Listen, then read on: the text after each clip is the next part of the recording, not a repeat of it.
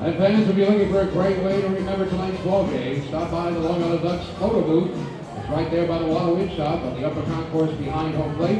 And create your memory of tonight's ball game. And don't forget to stop by the Water Wind Shop for all of your 2015 Long Island Ducks souvenirs and merchandise. That's the Water Wind.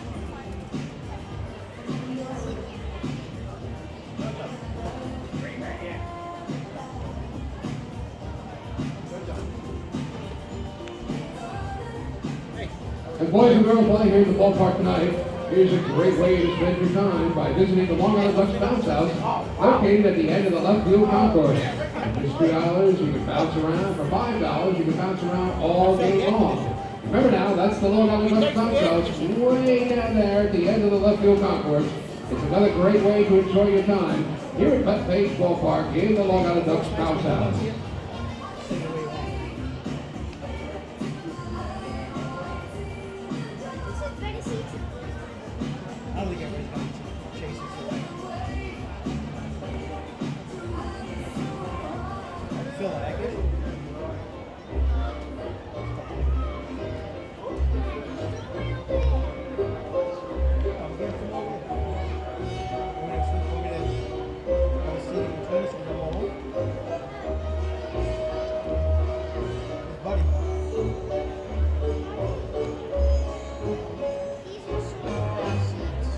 And now, ladies and gentlemen, boys and girls, on this special night here at Bethpage Ballpark, let's turn the proceedings over again to Long Island Ducks on-field host, Charlie Jason Liddick, with tonight's very, very special guest.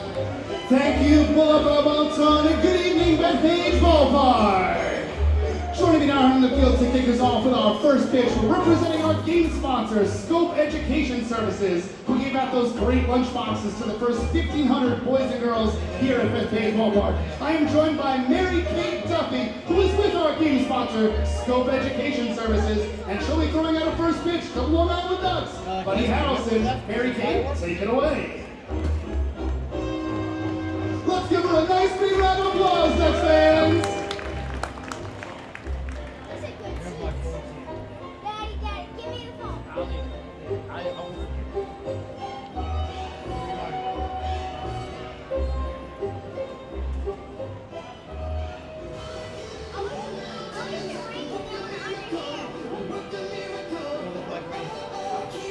The fans would like to remind you the Ceremonies Blue Crowns will be here at Bethpage Ballpark for the first game of a 4-game set over this Labor Day holiday weekend. Tomorrow night's game starts at 6:35. The game's open at 5:35.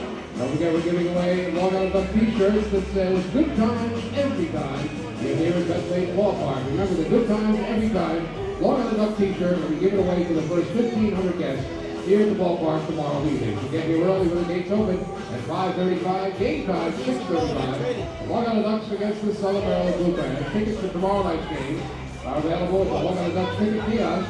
The upper concourse right behind the home plate. The Long Island Ducks ticket office will take you to the west gate of our ballpark, or you can go to LA Ducks. This is Long Island Ducks baseball. Justin Davies at the plate, the winning run at third. Crowd going nuts.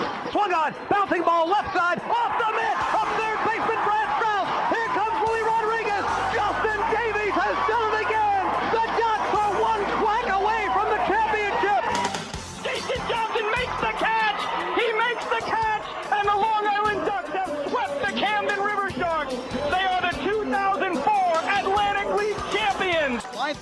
at the third baseline. Esquivel charging in. They're not going to have a play, and the Ducks are the champions of the Atlantic League here in 2012. Going back is Adam Bailey. He settles under it. He makes the catch. Adam Bailey makes the catch. And for a second straight year, the Atlantic League trophy will reside on Long Island. The Ducks are the Atlantic League champions. And now it's time for the Long Island Ducks North Shore LIJ Southside Hospital pregame show. We are live here at Bethpage Ballpark in Central Islip, New York. It is time once again for Long Island Ducks baseball. And tonight it's the rubber game of a three-game series and the final regular season meeting between a pair of crosstown rivals, the Long Island Ducks and the Bridgeport Bluefish. Well, good evening, everybody. My name is Michael Pollack. I'll be bringing you all the action for tonight's game. Thank you so much for tuning in. It's the Ducks Game of the Week here on 103.9 FM LI News Radio, the Ducks flagship radio station, as well as the Ducks official YouTube channel, youtube.com/DucksBaseball. We appreciate you tuning in for the final game of what has been a very entertaining series so far. The first game coming on Tuesday.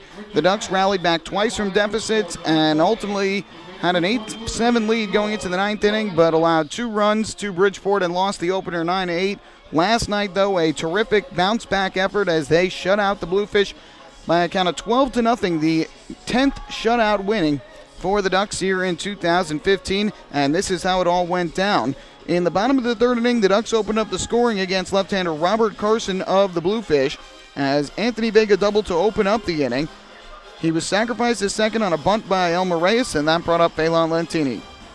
And the 1-0. Line drive up the middle in a center field, base hit.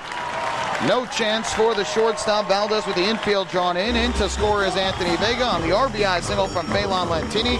Ducks strike first. They lead it 1-0. So the Ducks give Ian Marshall a 1-0 lead. They took that 1-0 lead into the fifth, and leading off the frame was Reyes. And his 2-2 is swung on and hit in the air to left field well again. Back is Sabatella. Warning track at the wall. Turns and looks, and you can forget it. Elmer Reyes with a line drive solo home run over the left field wall. His first Ducks home run. And Long Island goes in front 2-0 here in the fifth inning. So the Ducks lead 2-0 on the home run by Reyes, his first as a Duck. And Lentini would make it 3 right after. 1-1. High fly ball, deep left field, Sabatella back, warning track, wall, you can forget it. Phelan Lentini with his second home run of the season, and the Ducks go back-to-back here in the bottom of the fifth inning. A pair of solo homers, and they lead it 3-0 over the Bluefish. First time this year the Ducks hit back-to-back home runs. They led it 3-0 after 5 innings, and after Darren Downs got out of a second and third one-out jam in the sixth, they broke the game open with 9 runs in the sixth inning against the Bluefish bullpen. Started off with infield single from Cody Puckett, a base hit to left by Nelfi Zapata, and a sac bunt that turned into an error, loaded up the bases with nobody out for Elmer Reyes. Here is Elmer Reyes to the plate. First pitch, he swings and lines one into left center field. Base hit for Reyes. Puckett is in to score. Zapata rounds third, he will score. Vega's rounding third, now will stop there, and in at second with the RBI double is Elmer Reyes, who has driven in 3 in the game, and the Ducks in front 5-0 here in the sixth inning. So Reyes having a big day. He drives in 2 more with a double, and Lentini would pick up his third RBI. This is the next hitter. And helping the Ducks offense try and bounce back in this series. The 2-1. Line drive right field. Dotel on the run. He will not be able to make the catch. It lands for a base hit. Vega will trot home and score. Reyes stops at third. Another RBI single for Lentini, who has 3 hits and 3 runs batted in the ball game. And the Ducks lead is 6.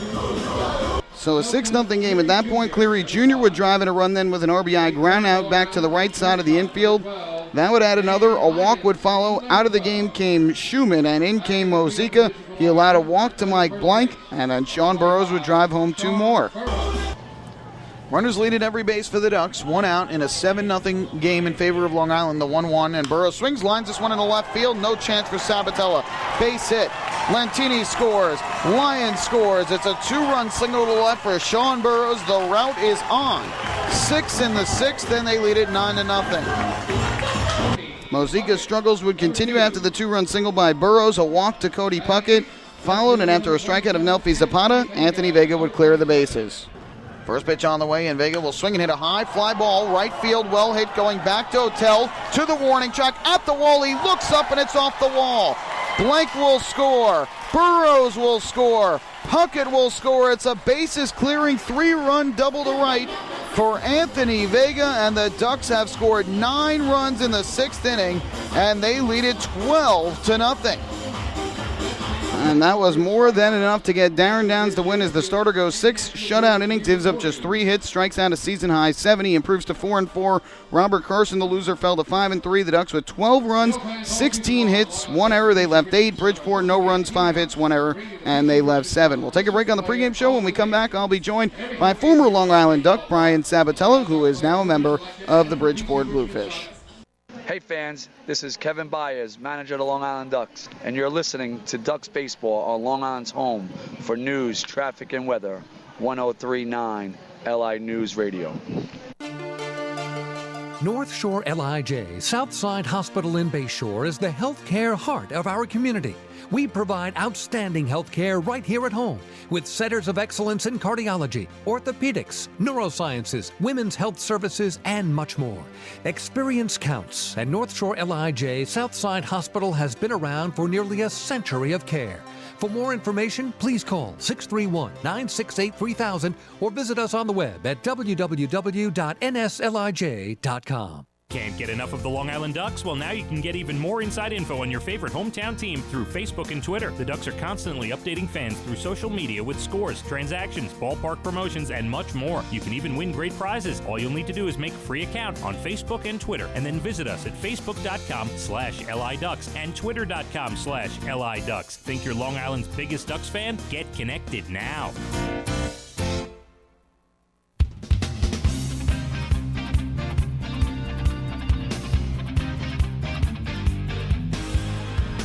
Back at Bethpage Ballpark as we get ready for the rubber game between the Ducks and the Bridgeport Bluefish tonight. Brian Sabatella, a Long Island native, began the year playing here for his hometown team, the Ducks, but was traded to the Bridgeport Bluefish on August the 10th in exchange for Ducks first baseman Sean Burrows. Well, back here at Bethpage Ballpark for the first time since the trade, I had the chance to catch up with Brian before tonight's game. Brian, began the year here with your hometown team, the Long Island Ducks. Now you're on the other side of the Ferry Cup rivalry with the Bridgeport Bluefish. How much are you enjoying your time so far with Bridgeport? Hey, I'm on the winning side, so I feel great. Well, not last night. Well, no, I mean on the Ferry Cup side of it. Oh, very true, very true. Going off of that, I think I snuck in there at the right time. But no, it's going good. I've played for Ricky before, so as far as playing for a manager, when you get traded, you never know what to expect. A little bit more comfortable knowing what I got, and I know a lot of these guys from either playing with and playing against them, and it's a good group of guys. It's been fun.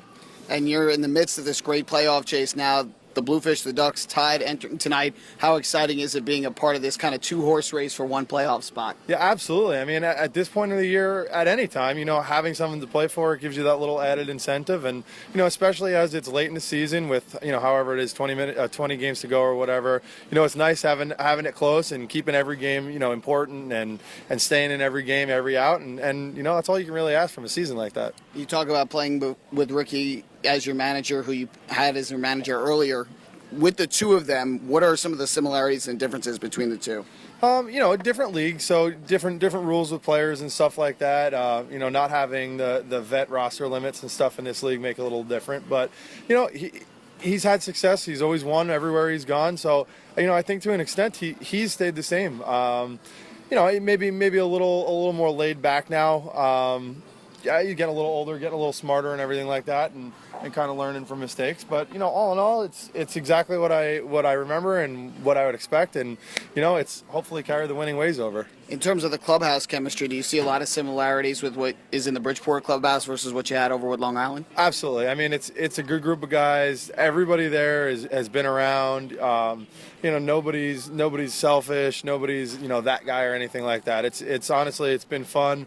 Right away, they made me feel comfortable, and it made me feel like I was there the whole year and everything like that. And it really has been enjoyable. And anytime you get traded, you don't know what to expect. So it is nice settling in like that. I'm sure many people didn't expect that trade back on August the 10th when you went to Bridgeport. Sean Burrows came here with the Ducks. What were your initial reactions and emotions that went through you when you found out that you had been traded to the Bluefish? I was a little disappointed. I thought I had a good season here and everything, and making the All-Star team. I kind of felt like I was, playing to my normal standards and everything like that. If you look at my career stats, I'm right around where I've always been and stuff. So, it was a little disappointing, a little shocking. I think the fact that I got the call so late at night after a long travel day and stuff like that didn't really help.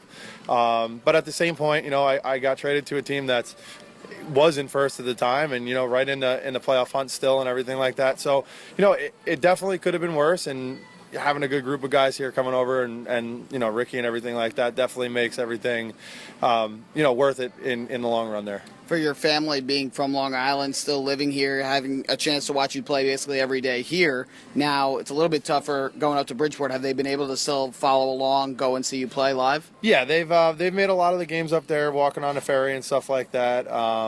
They made a road trip out to Southern Maryland when we first went out there and stuff. I think they took the trade a little harder than I did. I think they're a little more bitter. So I know they've traded in their orange for some blue now, but. Wow. It's still nice being close to home and everything like that, and it is towards the end of the season, so they were able to, make a couple extra trips that maybe they weren't planning on, but it's not like it's for 100 games. So. Well, looking more closely at this series here, you guys a terrific comeback in the opening game of this series with 2 in the 9th off of Amalio Diaz, so you know how dominant he's been this year. Last night, it was a little bit of a script. The Ducks kind of got that big lead, ran away with the win. What are you expecting for tonight's series finale? Well, we got 2 good pitchers on the mound. Inazo, he's been solid for us, since I've gotten there, and going back to when I was facing him, what you're going to get from him every night, and the same thing you get out of Brownie. I mean, Brownie's the same guy that he's been for the last 11 years. I've played against him plenty of times, and going from hitting against him to playing with him, and now going back to hitting against him, what you're going to get out of him, and you got to get a game plan, and either way, it should be a tight game, and both pitchers are going to keep us in it, and it's going to be up to the offenses to try to counteract that. Thanks so much, Brian. Best of luck down the stretch here with the Bluefish. Thanks for having me. That is former Ducks outfielder Brian Sabatella, now a member of the Bridgeport Bluefish, and these 2 teams wrapping up this 3-game set and wrapping up their 27-game season series tonight. Ducks are about to take the field. We'll step aside one more time on the pregame, and when we come back, the starting lineups, the pitching matchup, and first pitch of this series finale between the Ducks and the Bluefish. Hey fans, this is Bud Harrelson, and you're listening to Ducks Baseball on Long Island's home for news, traffic, and weather. 103.9 LI News Radio. North Shore LIJ, Southside Hospital in Bayshore, is the healthcare heart of our community. We provide outstanding healthcare right here at home with centers of excellence in cardiology, orthopedics, neurosciences, women's health services, and much more. Experience counts, and North Shore LIJ Southside Hospital has been around for nearly a century of care. For more information, please call 631-968-3000 or visit us on the web at www.nslij.com. Few places on Earth offer the charm and excitement of Fire Island. At Fire Island Ferries, located conveniently at 99 Maple Avenue in Bayshore, they offer convenient travel to Fire Island 7 days a week.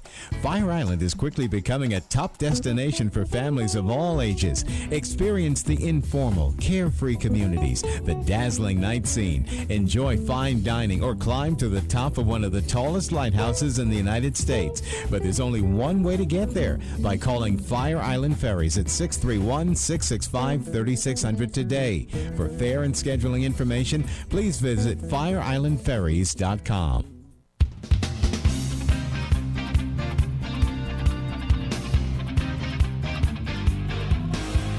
We're so gallantly streaming, and the rocket's red glare, the bombs bursting in air, gave proof through the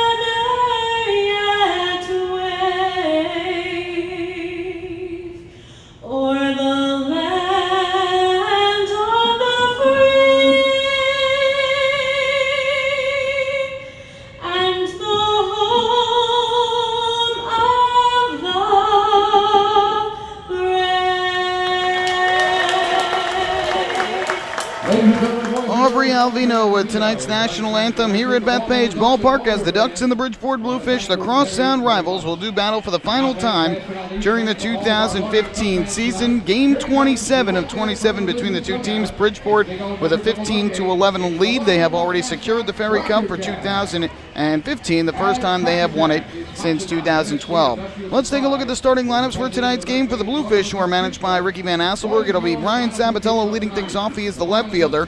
Josh Prince is at second base, batting second. Hitting third in right field is Wellington Dotel. And in the cleanup spot is the designated hitter and a newcomer, former Long Island Duck, C.J. Rutherford.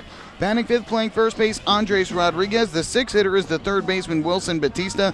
Batting seventh, doing the catching tonight, Job Duan Morales. The eighth hitter is the shortstop. That is Matt Wessinger, getting his first action of the series.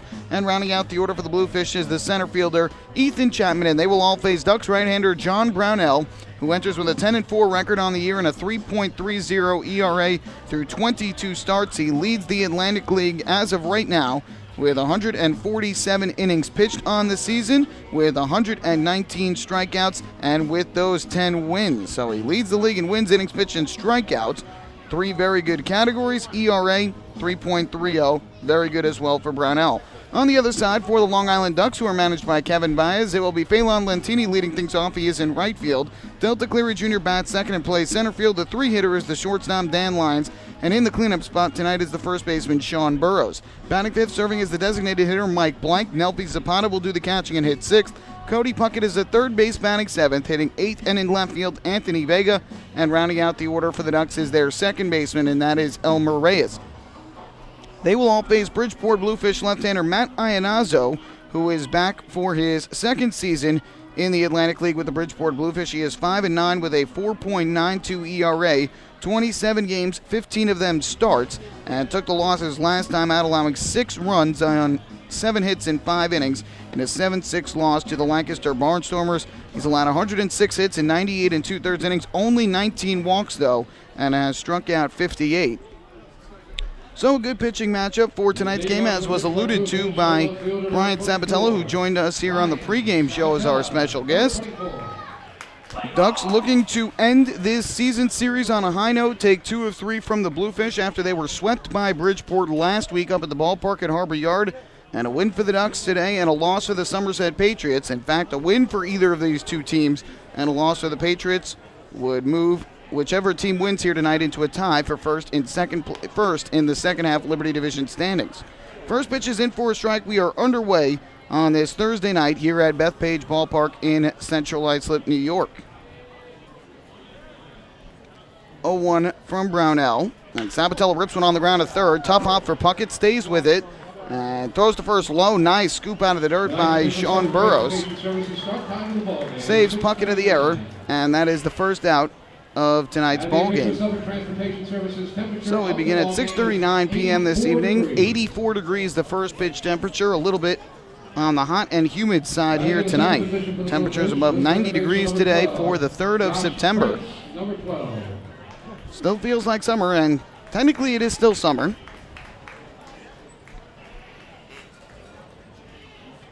It'll be Josh Prince, the second baseman, to bat, and his first pitch is on the outside corner for strike 1.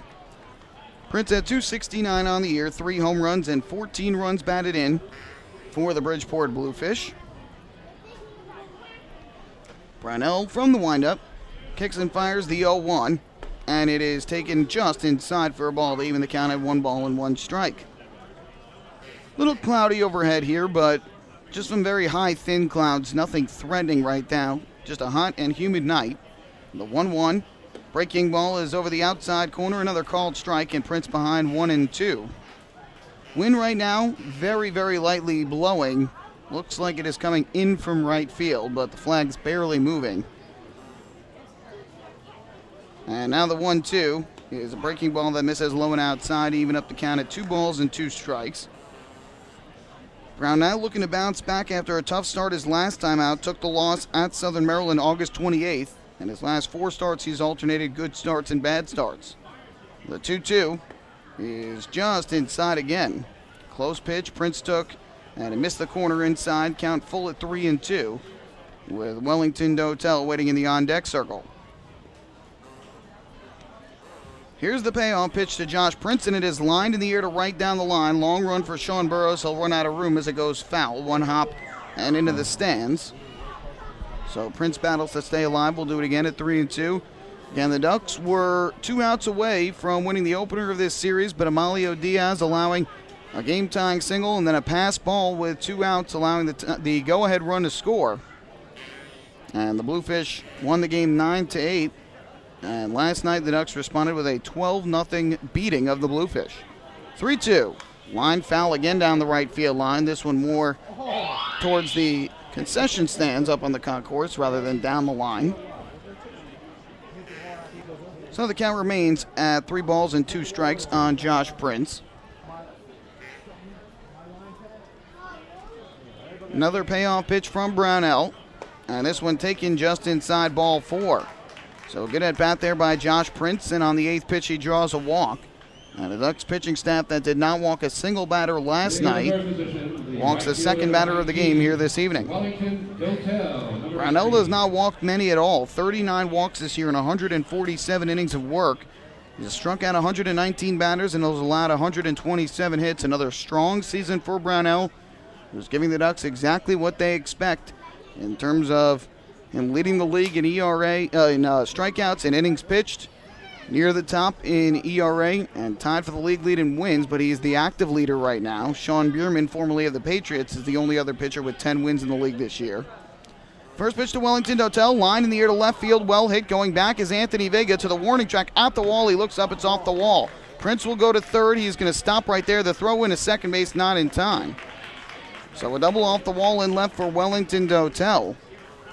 He is 27th of the year, and Bridgeport set up with runners at second and third and only 1 out against Ducks right-hander John Brownell. Number 23, C.J. Rutherford. Number 23. So Wellington Dotel now on the year with 27 doubles, leads the Bluefish. And he's got 45 extra base hits, 27 doubles, 11 triples, and 7 home runs. So with 2 in scoring position and 1 away, C.J. Rutherford will come to the plate for his first at-bat in a Bridgeport Bluefish uniform. And the first pitch here is fouled off the knob of his bat. As the pitch came up and inside, and the count 0-1. Rutherford, a former Duck, joined the team late last year after beginning the year in Mexico and in the American Association, joined Long Island for their playoff push in September. And ultimately they fell just short of a postseason spot. The 0-1, and Rutherford swings, taps one weakly here to short. Lyons will field, bobbles the ball, recovers his throw to first low, but dug out nicely by Burrows to save Lyons of the error. However, scoring on the play is Josh Prince. It's an RBI ground out for C.J. Rutherford, and the Bluefish lead 1-0. 2 good scoops out of the dirt at first base by Sean Burrows here in this inning, and it was hit much too slowly to have a chance at Josh Prince at home plate. The Lions almost ended up getting nobody out, but was able to get 1. And so for Rutherford, his first RBI as a Bridgeport Bluefish. And now Dotel at second with 2 out for Andres Rodriguez. First pitch on the way to Rodriguez is swung on and missed. Good breaking ball diving down and away. A changeup from Brownell. And the count 0-1. Rutherford earlier this year was in the Mexican League. Played with 2 different teams there and hit .271 with 22 home runs and 75 runs batted in. Definitely has some power. The 0-1 pitch. Brownell comes set at the belt. Kicks and fires, and Andres Rodriguez lines one in the air to center, well hit. Back into his left, Delta Cleary Jr. He'll line it up and make the catch, and that will retire the side. But the Bluefish get on the scoreboard in the opening inning. They get a run on 1 hit and a walk. No errors and 1 left on base. After a half inning, it's the Bluefish 1 and the Ducks coming to bat. Hey fans, this is right-handed pitcher John Brownell, and you're listening to Ducks Baseball on Long Island's home for news, traffic, and weather. 1039 LI News Radio. Beautify your patio, walkway, driveway, or pool surround with Nicoloc paving stones and walls. Nicoloc's specially formulated paver shield offers extra surface wear protection and color enhancement throughout the thickness of the paver. Paver shield guarantees that your pavers will look great for years to come. Bring home the elegance with Nicoloc. Visit the Nicoloc Design Center, Sunrise Highway, Lindenhurst, or Nicoloc.com. Let Nicoloc pavers pave your way. Enjoy the ultimate VIP fan experience at Bethpage Ballpark this season by taking in a Ducks game from the brand new Trout Town Fan Can. Presented by Roscoe Beer Company, the Fan Can is available for rental at all Ducks home games. It features 12 Dream Seat theater-style padded seats, beverage holders, an air-conditioned atmosphere, and an incredible view of the game. Packages are now available with food and beverage included. To reserve your Fan Can outing today, call the Ducks Group Sales Department at 631-940-3825. The Trout Town Fan Can at Bethpage Ballpark. Your VIP experience has arrived.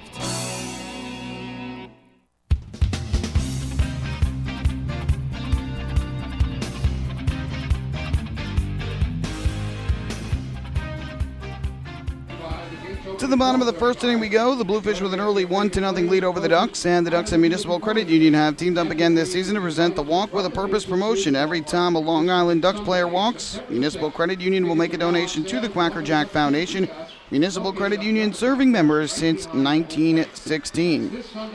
Michael Pollack here with you, bringing you all the action from Bethpage Ballpark on this Thursday evening, the final game of this three-game set, game 3 of a 7-game homestand for the Ducks. And after tonight, the Ducks will have just 7 more home games remaining this year, 4 coming up Thursday through Monday, Labor Day weekend against the Southern Maryland Blue Crabs, and then 3 next weekend, September 11th through the 13th, against the Sugarland Skeeters.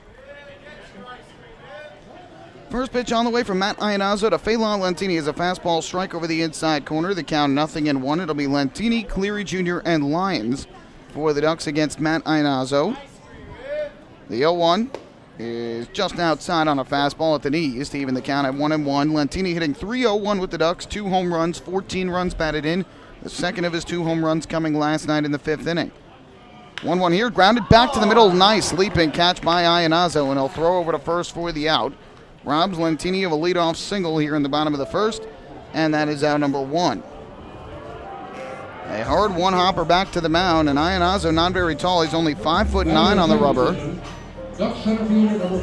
About an inch taller than yours truly, but he was able to jump up and make that catch. Helps him, too, that he's on the top of the mound, which is already elevated, and just caught it in the glove rather than seeing it go over and into center. Here's Delta Cleary Jr. Squares, takes outside and high for ball 1. Cleary Jr. has been red hot of late, 17-game hitting streak entering tonight. And the 1-0 from Iannazzo is a fastball for another called strike. And that'll even up the count at 1-1. Cleary Jr. at .309 now on the year, a home run and 35 runs batted in. Iannazzo's 1-1, swing and a miss. Fastball down low, and Cleary Jr. cut through it. Now behind in the count 1-2.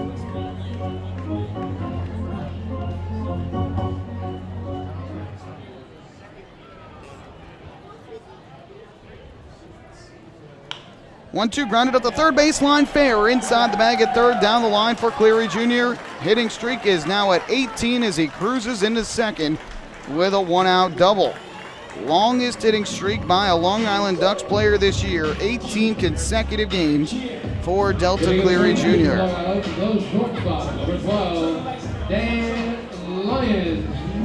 He is getting hot at the right time for Long Island. It's his 16th double of the year and 21st extra base hit. So the Ducks get the tying run in scoring position with 1 out. Up to the plate steps Dan Lyons, the shortstop and 3-hitter.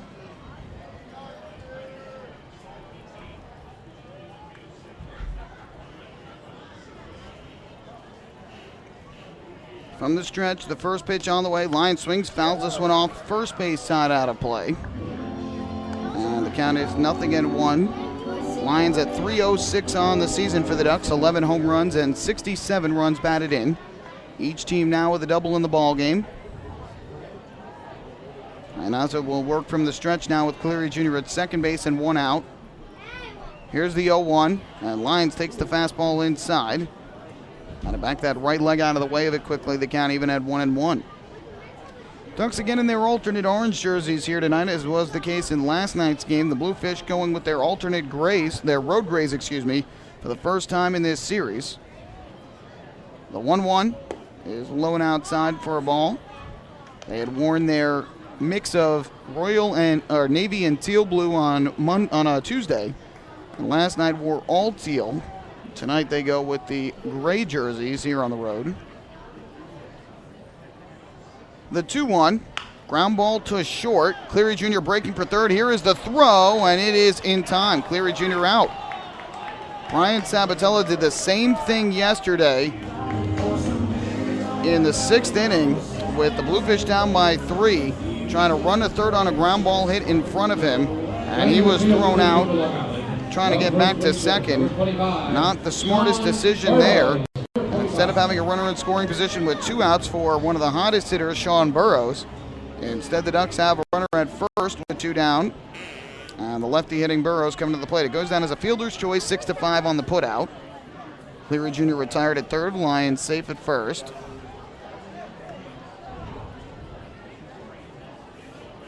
The other reason I might have had Cleary Jr. hold up anyway is Lyons has good speed, and hustling up the first base line, he might have had a chance to beat it out, especially with Wessinger playing short since he's not primarily their shortstop.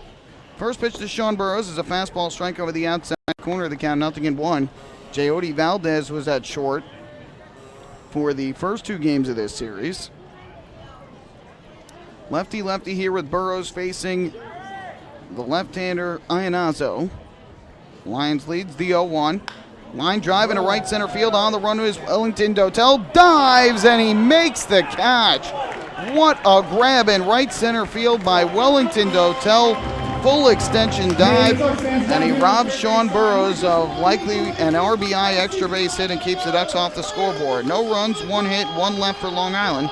And we go to the 2nd inning with the Bluefish still on top, 1-0.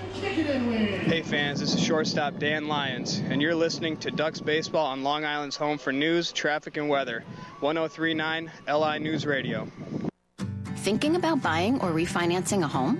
Start by attending a free MCU home buying seminar. Then speak with one of our loan specialists who will guide you through the loan process. With an affordable mortgage from Municipal Credit Union, Home Sweet Home will be a little sweeter.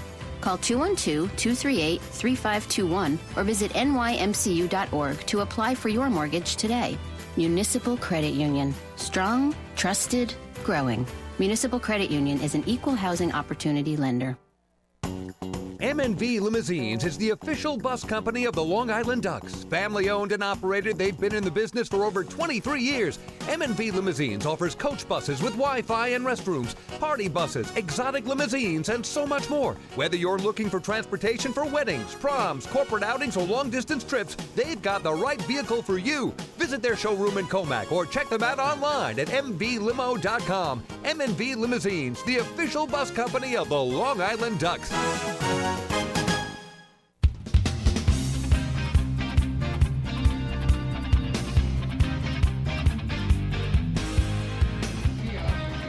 To the 2nd inning we go. The Ducks trailing the Bridgeport Bluefish 1-0.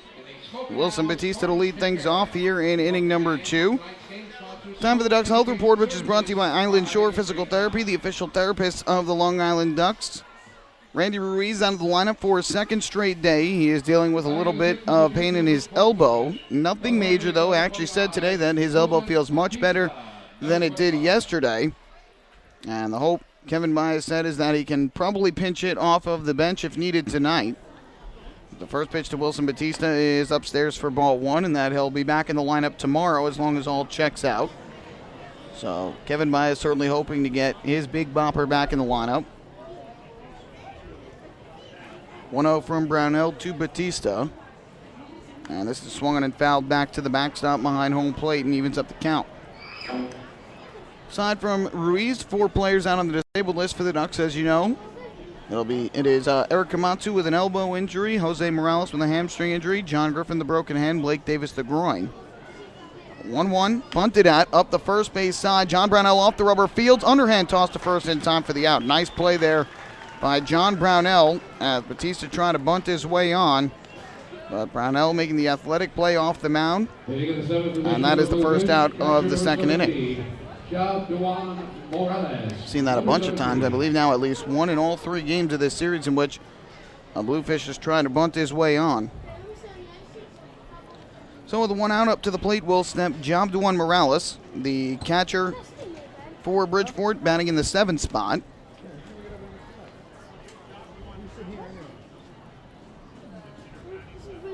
First pitch on the way, and Brownell delivers a fastball strike. The count 0-1.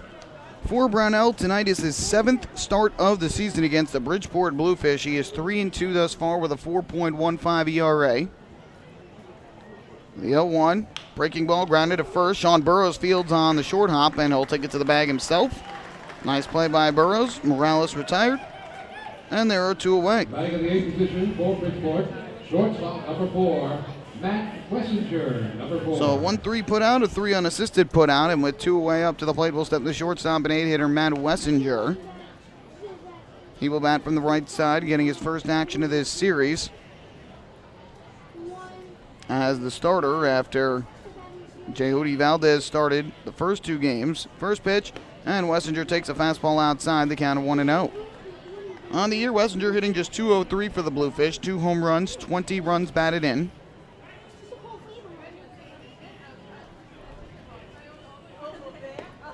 That's in for a strike, and that'll leave it up the count at 1-1.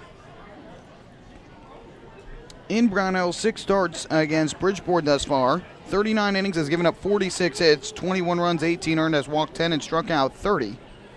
1-1 ripped in the air to left, pretty well hit. Going back is Anthony Vega, warning track out the wall. He looks up and it's off the wall. Wessinger around first, he'll go to second, and he'll stop right there with a double. Second double of the ball game for Bridgeport as Matt Wessinger connects for his 9th double of the year. Hitting in the 9th position, center fielder number 7, Ethan Chapman. Bluefish now with a runner at second base, 2 down. And the 9-hitter and center fielder Ethan Chapman will come to the plate.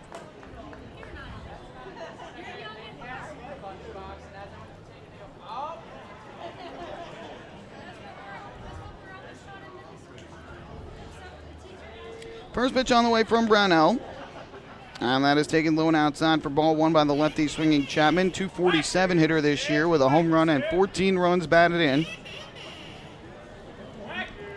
Wessinger takes his lead at second base. Brownell gets the sign from Zapata. And the 1-0, swing and a miss. Good breaking ball there from Brownell. And on the off-speed pitch, Chapman way out in front to even up the count at 1 ball and 1 strike. First 1,500 kids 12 and under here today received a back-to-school Ducks lunchbox, courtesy of Scope Education Services. This misses low, the count 2-1. An annual tradition, the back-to-school lunchboxes, and with schools beginning this week across Long Island, not a bad giveaway item to have. Show your support for the Ducks as you head back to school for the new year. 2-1, popped up, foul, back behind the plate. This will go upstairs and out of play. That evens up the count at 2 balls and 2 strikes, and Brownell 1 strike away from avoiding any further trouble here in the second inning. 1-0 Bluefish lead on the first inning RBI ground out from C.J. Rutherford. Brownell's ready to go. Wessinger takes his lead at second. The 2-2 pitch on the way, and it is low. Blocked by Zapata, runs the count full at 3-2. Brownell's last outing before tonight came on August the 28th in Southern Maryland in a 5-2 loss. It was last Friday, allowed 5 runs on 11 hits in 5 2/3 innings. Walked 1, struck out 6. It kept the team in the game and then got roughed up in that 6th inning, and had to come out of the game. And ultimately the lead, too much for the Ducks to overcome. Here's the payoff to Chapman. And that misses the outside corner, ball 4. Brownell thought he had strike 3 over the outside corner. Did not get the call. Second walk of the game issued by Brownell. And the Bluefish with a pair of 2-out base runners here in inning number 2. That sends the lineup back to the top of the order for Brian Sabatella.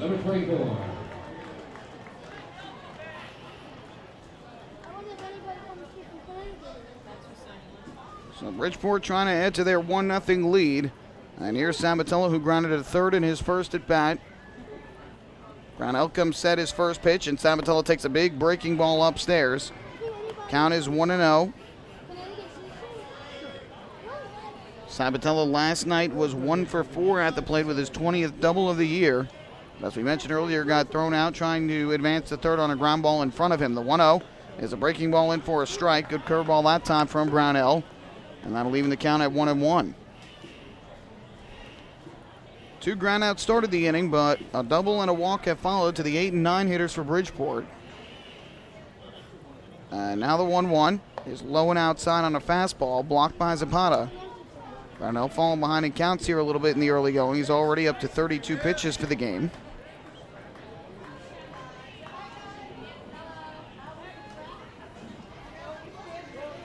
Two ball, 1 strike pitch coming up as Brownell looks in for the sign. Wessinger leads at second and Chapman from first.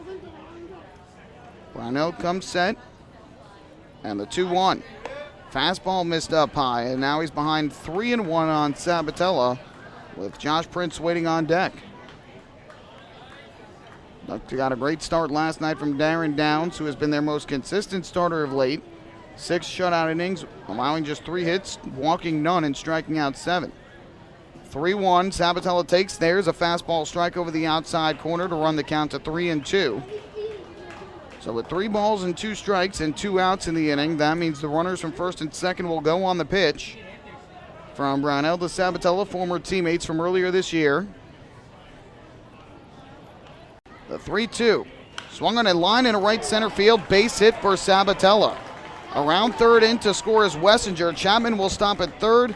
It's an RBI single to right center for Brian Sabatella. 3 straight batters have reached with 2 outs in the second, and Bridgeport leads 2-0. So it gives Sabatella his 43rd run batted in of the year as he victimizes his former team on a 3-2 pitch with 2 outs. And with the runners going, no chance. They probably would have scored anyway, but Wessinger scores from second on the play. Chapman goes first to third. And now Josh Prince will come to the plate with runners at the corners and 2 down.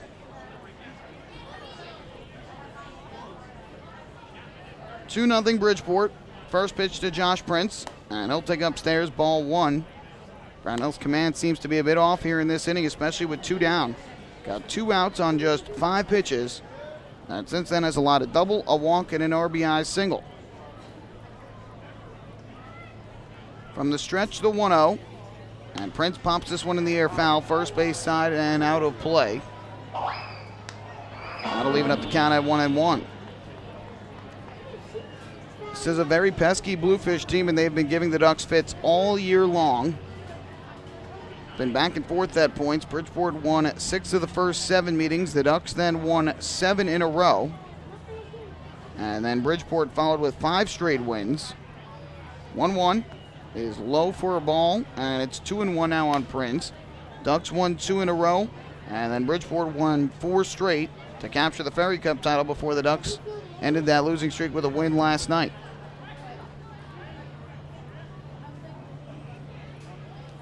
2-1. Brownell kicks and fires, and the breaking ball is swung on and missed. Nicely thrown that time by the Ducks right-hander, and way out in front of it was Prince.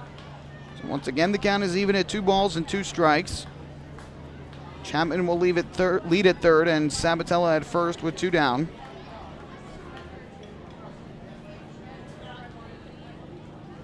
Brownell a long look in, now is ready. Here comes the 2-2. Kick and the pitch, runner from first goes. It's taken low, the throw down to second, not in time.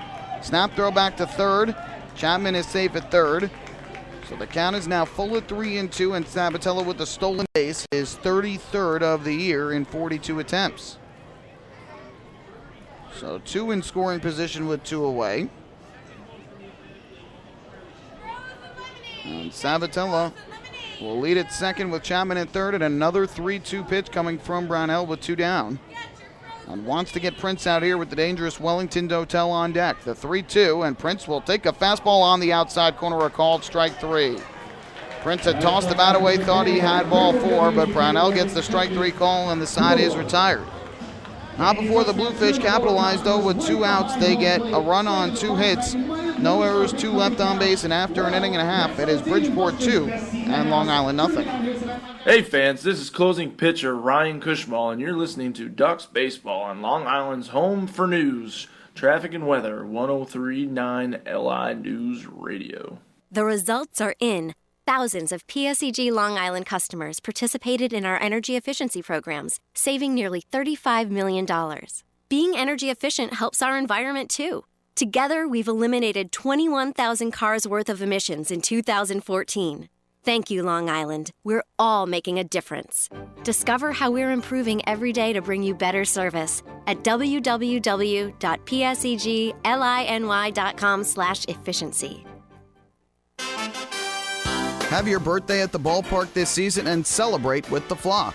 Kona Ice birthday party packages with the Long Island Ducks are now available. Each package includes 10 box seats, a commemorative birthday t-shirt and autographed baseball, a pizza and Kona Ice party in the Hebrew National Picnic area, and so much more. Best of all, the birthday child will stand on the dugout while the entire crowd sings happy birthday. Reserve your party today by calling the group sales department at 631-940-3825. Kona Ice birthday parties with the Long Island Ducks, a once-in-a-lifetime experience.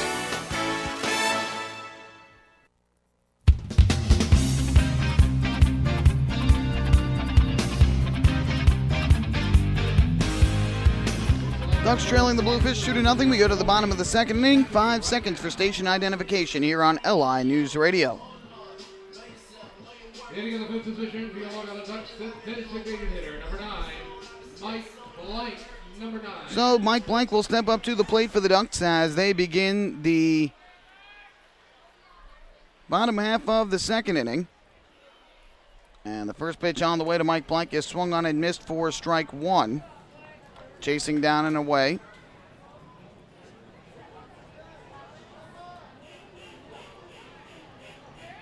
Righty batter against the lefty pitcher. Now the 0-1 from Iannazzo is a changeup that misses low. Blank able to take this time. The count even up at 1-1. Big strikeout for Brownell. Carrying Josh Prince with 2 in scoring position and 2 out, avoiding a bases loaded situation for Wellington Dotel. Blank taking up and outside for ball 2. But Brownell's allowed 2 runs on 3 hits over the first 2 innings. We'll see if the Ducks can answer against Iannazzo in the second. The 2-1 is in for a strike at the knees, inside corner. Blank hitting .287 on the year, 9 home runs, 41 runs batted in. Started the year with the Ducks, got signed by the Red Sox, then came back here to Long Island. 2-2. Breaking ball swung on and missed for strike 3. First strike out of the ball game for Iannazzo as Blank goes down swinging. And that is out number 1 here in the second. Well, we gave you Brownell's numbers against the Bluefish this year. As for Iannazzo against the Ducks, he has made 5 appearances, only 1 start though. And he is 0-1 with a 3.27 ERA. 4 runs on 9 hits in 11 innings. He has walked none and struck out 4. First pitch here, chopped over the mound towards second. Josh Prince races in, fields, and his throw to first is in time to retire Zapata. So on 1 pitch, the Ducks catcher is set down. And with 2 away, that will leave it up to the third baseman, Cody Puckett. Hitting in the 7th position for Long Island, third baseman number 2, Cody Puckett. Iannazzo's lone start against the Ducks was here on August the 2nd. Took the loss in a 4-3 Ducks win, allowed 4 runs on 6 hits and 7 1/3 innings, did not walk a batter, and struck out 3. So with 2 down, first pitch on the way to Cody Puckett is taken low. Count 1-0 on the Ducks' third baseman, who's hitting .276 this year. 7 home runs, 47 runs batted in. The 1-0, ground ball to short. Couple hops for Wessinger, and his throw to first in time for the out. Another strong inning for the left-hander Matt Iannazzo. As the Ducks are retired 1-2-3 in the second, we go to the third with Bridgeport in front by 2. Hey fans, this is first baseman John Griffin, and you're listening to Ducks Baseball on Long Island's home for news, traffic, and weather. 1039 LI News Radio. James Simmons is going back. He is looking up, and on the Park Night, that one is gone and reaches a kennel in Central Islip. That was another home run for the Ducks. And Duck fans, what's more fun than a home run that helps the Ducks win a game? How about a homer that helps the community win? Chappie's Funeral Home and the Long Island Ducks have once again teamed up for the Chappie's Home Run Challenge. If the Ducks hit 100 homers this season, Chappie's Funeral Home will donate $5,000 to the Quackerjack Foundation. So every time a Ducks hitter goes deep this season, watch for the Chappie's Challenge home run count on the scoreboard. And if we reach 100, we're all a winner. Chappie's Funeral Home, where caring for others is a family tradition. Can't get enough of the Long Island Ducks? Well, now you can get even more inside info on your favorite hometown team through Facebook and Twitter. The Ducks are constantly updating fans through social media with scores, transactions, ballpark promotions, and much more. You can even win great prizes. All you'll need to do is make a free account on Facebook and Twitter, and then visit us at facebook.com/LIDucks and twitter.com/LIDucks. Think you're Long Island's biggest Ducks fan? Get connected now.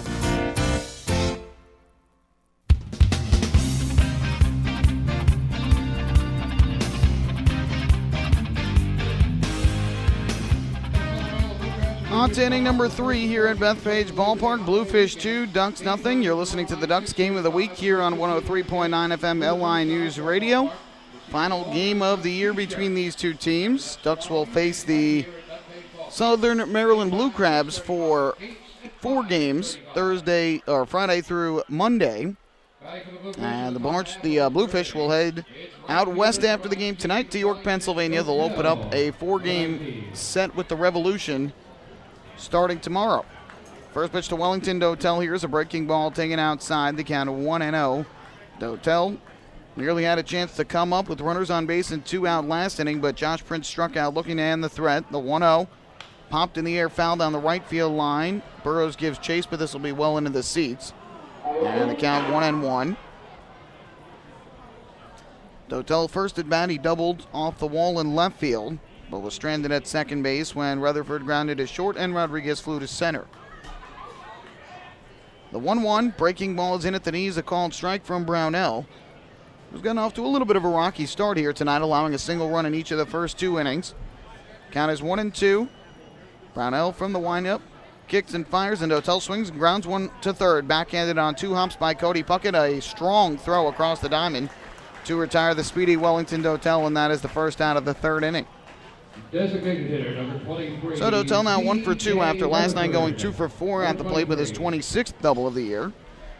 That'll bring up C.J. Rutherford, the former Duck, who grounded out to shortstop in his first at bat. In that ground out to shortstop, Josh Prince scored from third, so Rutherford picking up an RBI in his first Bluefish at bat, and here he takes low for ball 1. Well, we mentioned earlier Rutherford joined the Ducks late last year. He was acquired from the Fargo-Moorhead Red Hawks of the American Association on September the 2nd. Here he pops one in the air to shallow right center. Going out as the second baseman, Reyes can't get it. It'll fall in for a base hit. And now C.J. Rutherford has his first hit with the Bluefish with a shallow single to right center field. Andres Rodriguez, number 32. As a member of the Ducks last year, Rutherford was productive in his short time. He hit .314 in 18 games, 22 of 70 with 2 homers and 8 runs batted in. So 1 on, 1 out. And up to the plate will step the first baseman Andres Rodriguez, batting in the 5th spot. Brownell will work out of the stretch. And his first pitch to Rodriguez is a fastball inside corner for a strike. 0-1. Brownell's last start against the Bluefish was July 31st here. No decision in a 6-4 loss. Allowed 4 runs on 8 hits in 7 innings, walked 2, struck out 6. And here misses outside. Count even had 1 ball and 1 strike.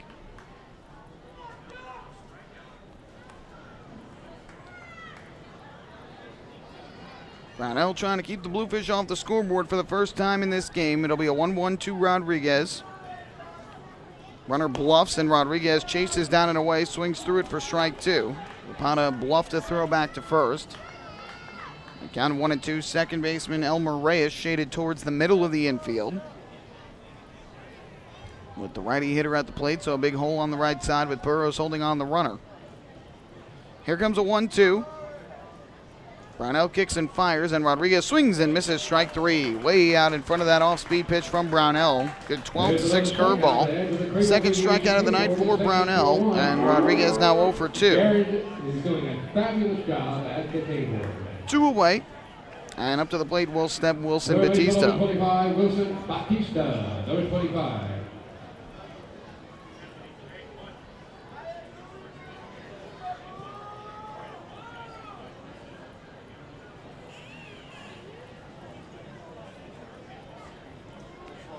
So here is Wilson Batista to the plate. First pitch fastball is in for a called strike.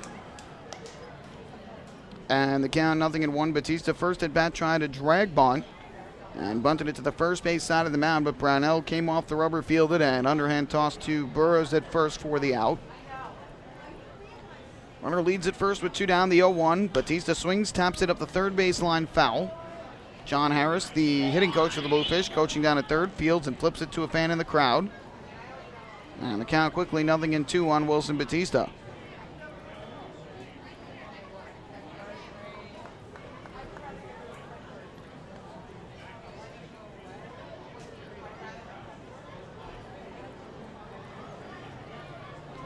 Oh, 2 on the way to Batista. Swung on and missed. Strike 3. Chased the high fastball up above his head. Back-to-back strikeouts with a runner at first here in the third. 3 for the game for Brownell. He retires the side in the third without allowing a run. 1 hit, 1 left for the Bluefish. We will head to the bottom of the third inning. 2-0 in favor of Bridgeport. Hey, fan. This is outfielder Delta Cleary Jr. You're listening to Ducks Baseball on Long Island's home for news, traffic, and weather. 1039 LI News Radio. Spring into a new Honda at Huntington Honda and pay $59 a month for a new 2015 Honda Civic LX sedan. $59. So spring into Huntington Honda on Jericho Turnpike just east of Route 110 or HuntingtonHondaCars.com. Huntington Honda, discover the difference. Auto 24-month lease, total due at inception. Civic $31.90 includes bank fee, first month's payment, no security deposit. Taxes, DMV, title fees extra with excellent credit through HFS.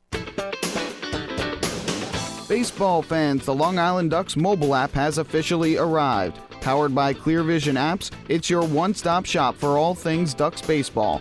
Buy tickets straight from your mobile device. Receive game status updates with push notifications. Check out up-to-the-minute news and scores and interact with the Ducks on social media. Best of all, it's free. Download the Ducks mobile app today by visiting the App Store on your Apple-powered device or Google Play on your Android-powered device. The Long Island Ducks mobile app, with you wherever you flock to.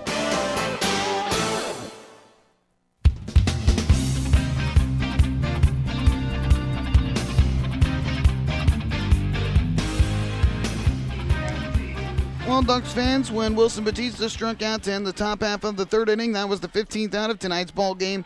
Did you know that a 15-minute phone call to Geico could save you 15% or more on your car insurance? Get a free quote today. Call 1-800-947-AUTO. That's 1-800-947-AUTO or visit geico.com. Ducks offense has been very good in this series. 8 runs, 13 hits in the opener, 12 runs, 16 hits last night. But in both games, they went scoreless in the first 2 innings before finally getting on the scoreboard in the third. We'll see if that happens here in the third tonight. Anthony Vega will lead off. He takes low and outside for ball 1. Vega, the left fielder, batting in the 8th spot. 272 on the year, 3 homers, 24 runs batted in. The 1-0. There's a fastball strike from Matt Iannazzo. The count 1-1. Iannazzo thus far has allowed just 1 hit, a double by Delta Cleary Jr. in the first. Now the 1-1. That fastball just catches a piece of the outside corner again. And Iannazzo's fastball has some life to it early here, and he's been able to hit his spots. Wilson Batista playing off the bag at third with the lefty hitter at the plate. And now the 1-2 is low and outside. Another fastball from Iannazzo. Count goes to 2-2. He's a native of Connecticut, Norwalk, Connecticut, which is about 20 to 25 minutes away from Bridgeport to the west. The 2-2 is low and outside. Good eye from Vega. Runs the count full. Another out of the zone would put the leadoff man on for the first time tonight by Long Island. The third inning last night, he doubled to start off the inning and eventually scored on Lentini's RBI single. 3-2. Lifted in the air to left. Sabatella started back, now drifts in a few steps. He'll make the catch. So Vega is retired. And that is the first out of the bottom of the third inning. 6 straight now retired by Iannazzo after the double by Cleary Jr. That'll bring Elmer Reyes, second baseman and 9-hitter, to the plate for the Ducks, who had a big game here last night, including his first home run with Long Island, a line drive bullet over the left field wall. First pitch here, swung on and missed, cut through the fastball, and the count 0-1. So Reyes is now 3 of his first 10 in a Ducks uniform with a home run and 3 runs batted in, 2 runs scored. As for time here at home plate, as Iannazo was about ready to deal.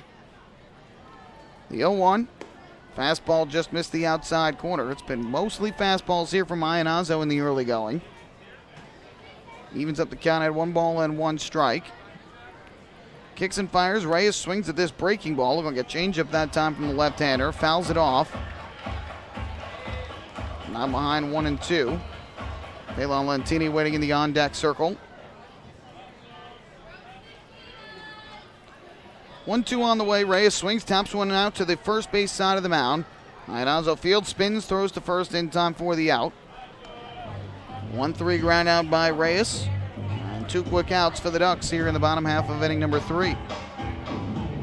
Back to the top of the order for your Long Island Ducks with right fielder, number 22, Phelan Lentini, number 22. So here is Phelan Lentini, who in his first at-bat had a hard comebacker to the mound, but Iannazo made the catch and threw over to first. First pitch on the way, misses outside. And the count 1-0 on Lentini.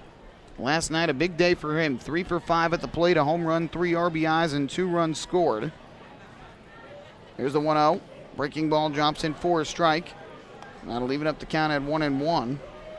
He also hit a solo home run in the 5th inning after Reyes hit one. First time all of this year that the Ducks have hit back-to-back home runs.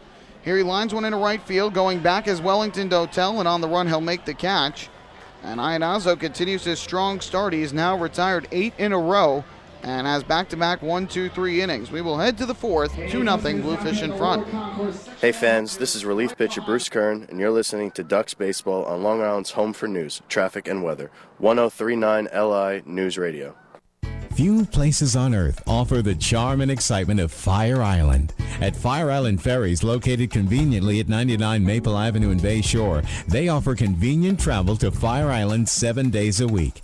Fire Island is quickly becoming a top destination for families of all ages. Experience the informal, carefree communities, the dazzling night scene, enjoy fine dining, or climb to the top of one of the tallest lighthouses in the United States. But there's only one way to get there, by calling Fire Island Ferries at 631-665-3600 today. For fare and scheduling information, please visit fireislandferries.com. Hey Ducks fans, stay up to date with Long Island's hometown team by visiting Quack of the Bat, the official blog of the Long Island Ducks. Quack of the Bat will bring Ducks fans beyond the headlines with in-depth feature articles, breaking news stories, game previews, post-game wrap-ups, and so much more. Interact with the team during the entire season through quotes directly from the players and coaches, as well as exclusive video clips and photos. Check out the blog today at quackofthebat.wordpress.com. Quack of the Bat, the official blog of the Long Island Ducks.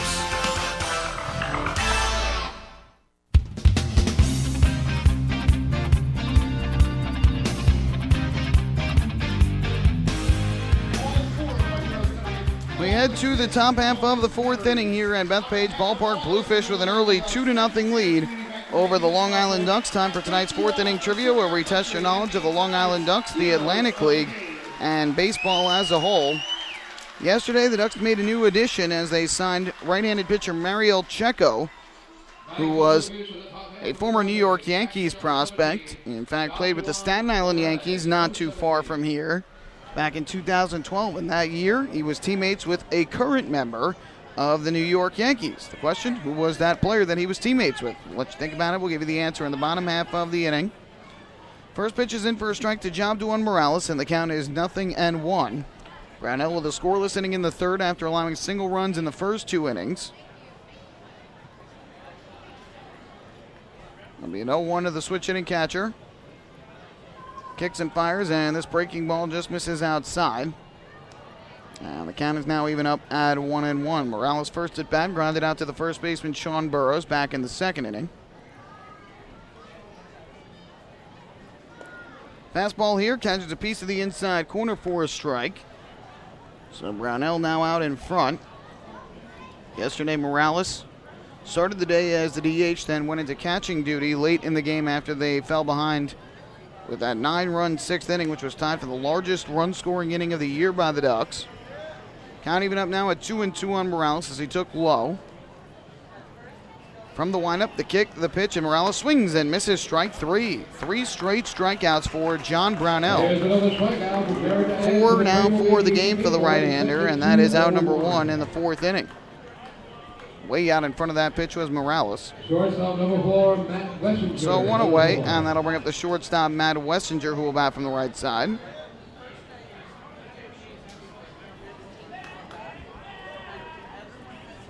First pitch, and Wessinger takes a fastball outside. The count is even, runs to 1-0.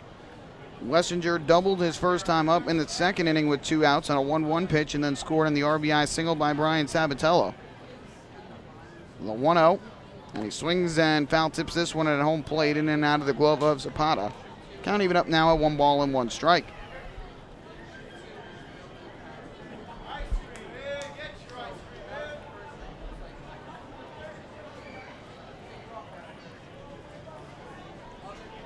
Be a 1-1.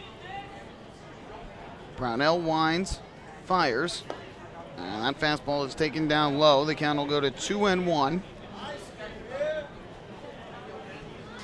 Brownell's been falling behind in counts a little bit here in the early going, but has been able to battle back for the most part. And here another foul ball by Wessinger on a breaking ball. Just caught a piece off the end of the bat. Count 2-2. Thus far in the ball game, Brownell has thrown a total of 62 pitches, 40 for strikes.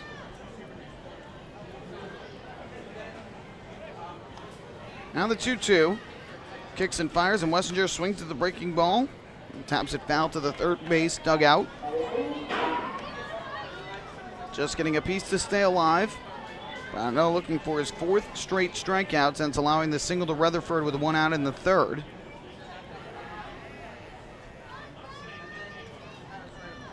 Another 2-2 on the way. Ground ball past him out in the 2nd. Elmer Reyes will gobble it up, and his throw over to Burrows in time. So Wessinger now 1 for 2 with the ground out to 2nd, 2 down, and that'll bring up Ethan Chapman.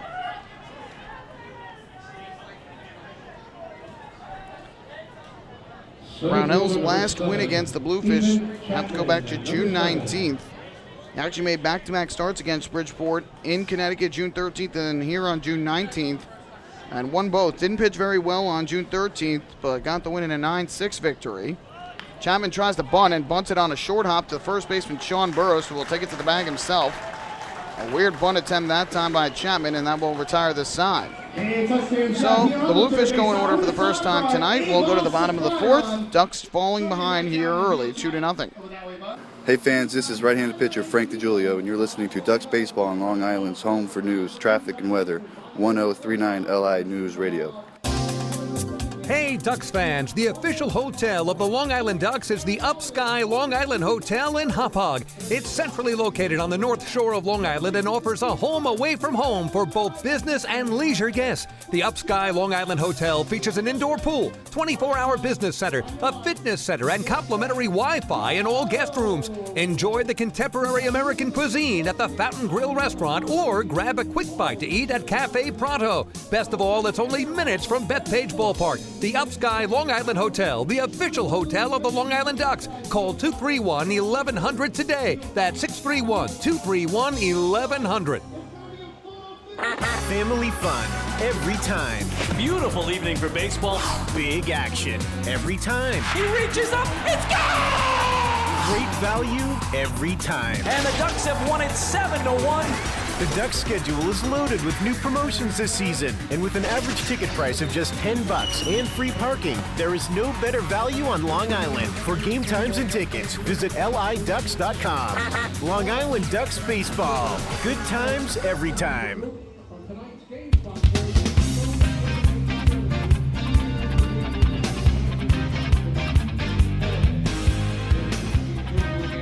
We head to the bottom half of this 4th inning with the Long Island Ducks trailing 2-0. Time for the answer to today's 4th inning trivia, where we test your knowledge of the Ducks, the Atlantic League, and baseball as a whole. Ducks newcomer Mariel Checo, who was signed yesterday, pitched with the Staten Island Yankees during the 2012 season, and that year was teammates with a current member of the New York Yankees. We wanted to know who it was, and if you guessed Gregory Bird, you'd be correct. Greg Bird, the Yankees' first baseman right now. Teammates with Checo back in Staten Island. That year, Bird played in 11 games, and hit .400 with 2 homers, 8 RBIs. It wasn't there for very long. The 1-0, Cleary Jr. takes outside for ball 2. Checo that year pitched 11 games with Staten Island. He was 0-2 with a 4.86 ERA. Here's the 2-0. Fastball in for a strike. We would have also given you credit if you came up with Nick Goody, who has spent some time with the Yankees this year. He pitched 3 games that season with Staten Island. 2-1, missing way up and outside for ball 3. Cleary Jr. leading things off for the Ducks in the 4th. Right now, the only Ducks batter that has reached base. He doubled in the first inning with 1 out, but was thrown out trying to advance to third on a grounder to short. And here he checks the swing, takes low, ball 4. So there's the first base runner for the Ducks since Cleary Jr.'s double. And the first walk of the game issued by Ianazo. It's a Municipal Credit Union walk with a purpose. Every time a Ducks batter walks, the Quacker Jack Foundation wins. So 1 on with nobody out. First time the Ducks have had the leadoff man on in any inning this game. And here is Dan Lyons to the plate, who went into that aforementioned 6'5 fielder's choice.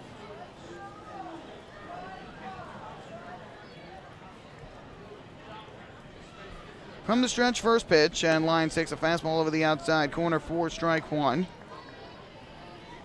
Lyons last night at the plate was 0 for 3 with a run scored, then was pinch hit for by Carlos Hughes after the Ducks went up big. Cleary Jr. takes his lead at first. Kick and a throw over by Ianazo. And Cleary Jr. is back safely. Good news for the Ducks, Cleary Jr. has great speed, 30 steals this year in 37 attempts. The bad news is there's a lefty on the mound who has a fairly quick motion, so hard to get a very good jump. There he goes, though. The 0-1 is up and outside a ball. The throw down to second base is not in time. Cleary Jr. in there safely with a stolen base. Got a pretty good jump on that one. And with Morales behind the plate rather than Luis Rodriguez, who has the better arm, Cleary Jr. able to steal his 31st of the year. So the Ducks get a runner in a scoring position with 1 out, and the count 1-1 on Dan Lyons. Scoring position with nobody out, excuse me. I had said 1 out. There's no one out. Look to second by Ianazo. Kicks and fires, and Lyons takes low and outside.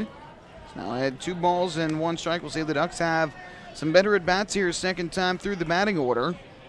And first time through, they managed just 1 hit, the double by Cleary Jr., which extended his hitting streak to 18 consecutive games. Longest by a Duck this year, the 2-1. Lyons takes the fastball just in at the knees, a called strike. Lyons was hoping that was low. Just got a piece of the plate at the knees for strike 2. The count even at 2-2. Sean Burrows waiting on deck for Long Island. And the 2-ball, 2-strike offering from the left-hander Ianazo. Looks to second, deals to the plate, and Lyons will take low. Scooped out of the dirt by Morales. Count full at 3-2. Ducks hoping to get Lyons going here on this homestand. He's been fairly quiet thus far, although he did drive in 2 runs 2 nights ago. To this point, though, Lyons has managed just 1 hit in 8 at-bats, now 9 at-bats. And here he hits a high fly ball to left center field. Fairly well hit. Going back is Chapman. He'll have room, though. He'll make the catch. Cleary Jr. is going to tag from second and go to third. So it is a fly out for Dan Lyons, but it's productive as he's able to get Delta Cleary Jr. over to third base with less than 2 outs. So Lyons 0 for 2. Cleary Jr. now at third with 1 away, and that will bring Sean Burrows to the plate.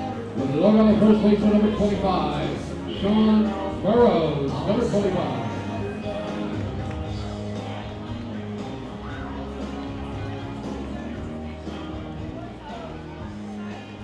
So here is Sean Burrows to the plate, who in his first at-bat flew out to right field. A great diving catch made by Wellington Dotel, one of the nicest catches you will see.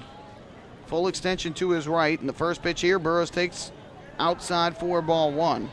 Last night, Burrows 3 for 4 at the plate, 2 RBIs and a run scored, as well as his third stolen base of the year. The 1-0. Line drive, left field line. It is going to sit fair. Base hit for Sean Burrows. In to score is Delta Cleary Jr. Burrows around first. He'll head to second. The throw is not in time. It's an RBI double to left for Sean Burrows. The Ducks are on the scoreboard. They close to within 2-1 in the fourth. Burrows continues to hit for the Ducks.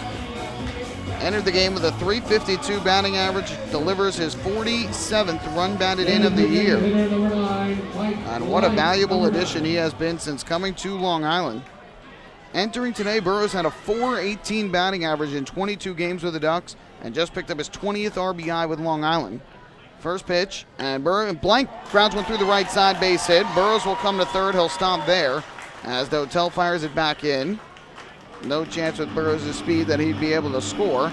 But a clean single through the right side by Mike Blank, and the Ducks with the tying run at third and one out. And up to the plate will step Nelfi Zapata.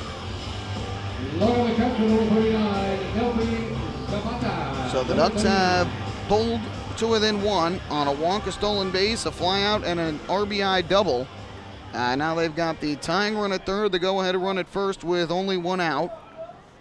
And up to the plate steps the catcher, Nelfi Zapata, who grounded to second his first time up. Blank now 1 for 2, as is Burrows. First pitch is a throw over to first. They have Blank caught in between first and second. Now the runner breaking for home, Sean Burrows. The throw from Rodriguez. Now they've got Burrows caught.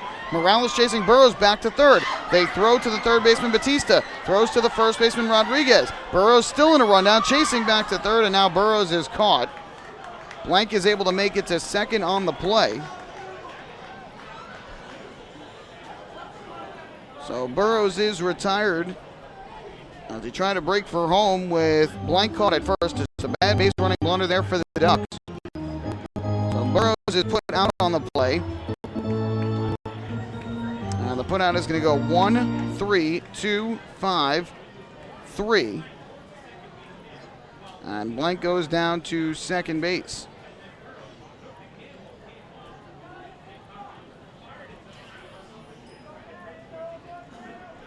So runner at second now with 2 out and Blank. Still a runner in scoring position, but they don't have the runner at third anymore, which means a fly ball can't get the runner home.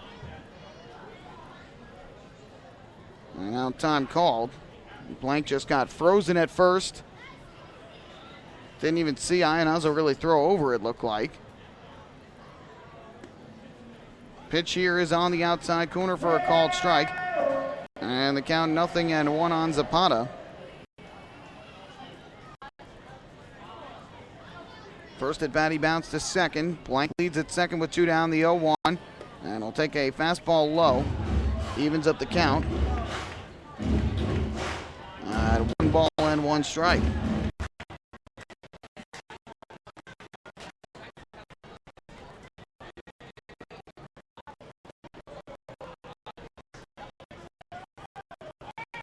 This is down low to Nelfi Zapata, and the count is 2 balls and 1 strike.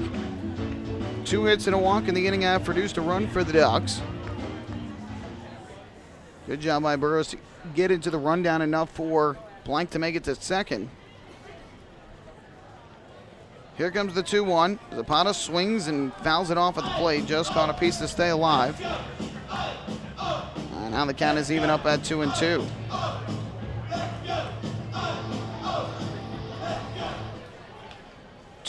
Bluefish in front. And they're out hitting the Ducks now by just 1, 4-3. Back-to-back scoreless innings from Brownell entering this bottom of the fourth.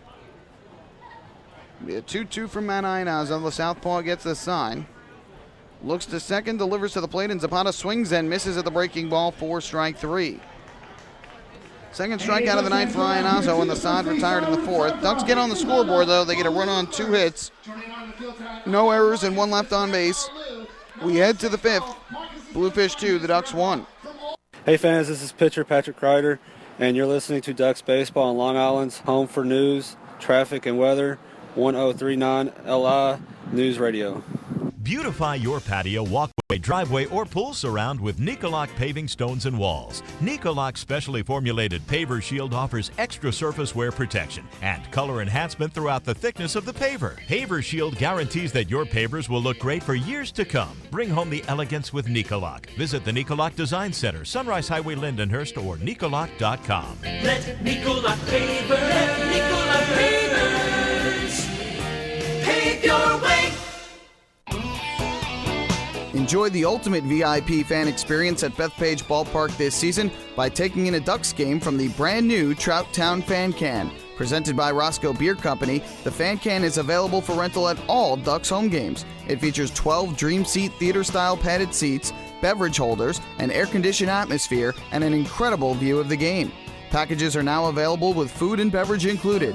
To reserve your Fan Can outing today, call the Ducks Group Sales Department at 631-940-3825. The Trout Town Fan Can at Bethpage Ballpark. Your VIP experience has arrived.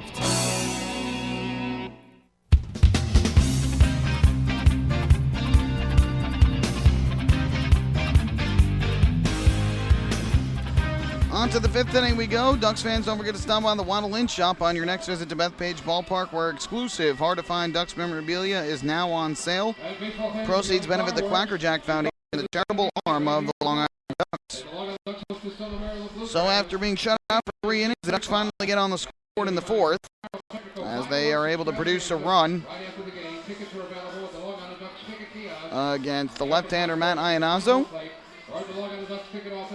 Now up to the plate will be the top of the order for the Bluefish here in the fifth. Brian Sabatella, Josh Prince, and Wellington Dotel against John Brownell, who has pitched back-to-back scoreless innings after allowing a run in each of the first 2. We'll also give you some updates on the out-of-town scoreboard here in the fifth, get you caught up as to what's going on around the Atlantic League. First pitch on the way to Brian Sabatella. And the fastball is in for a strike, the count 0-1. Couple games going on right now. The first is in Lancaster, Pennsylvania, where the Barnstormers have a 2-1 lead over the Blue Crabs, bottom half of the second at Clipper Magazine Stadium.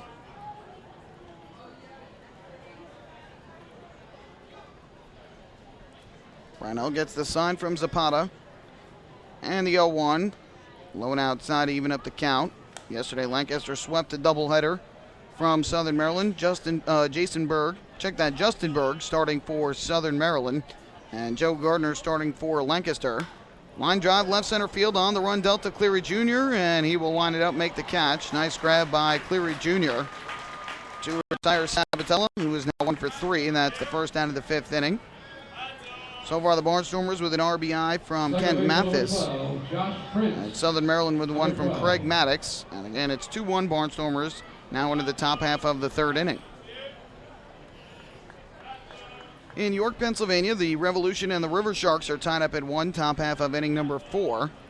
Santander Stadium. Revolution with a big win last night over Camden.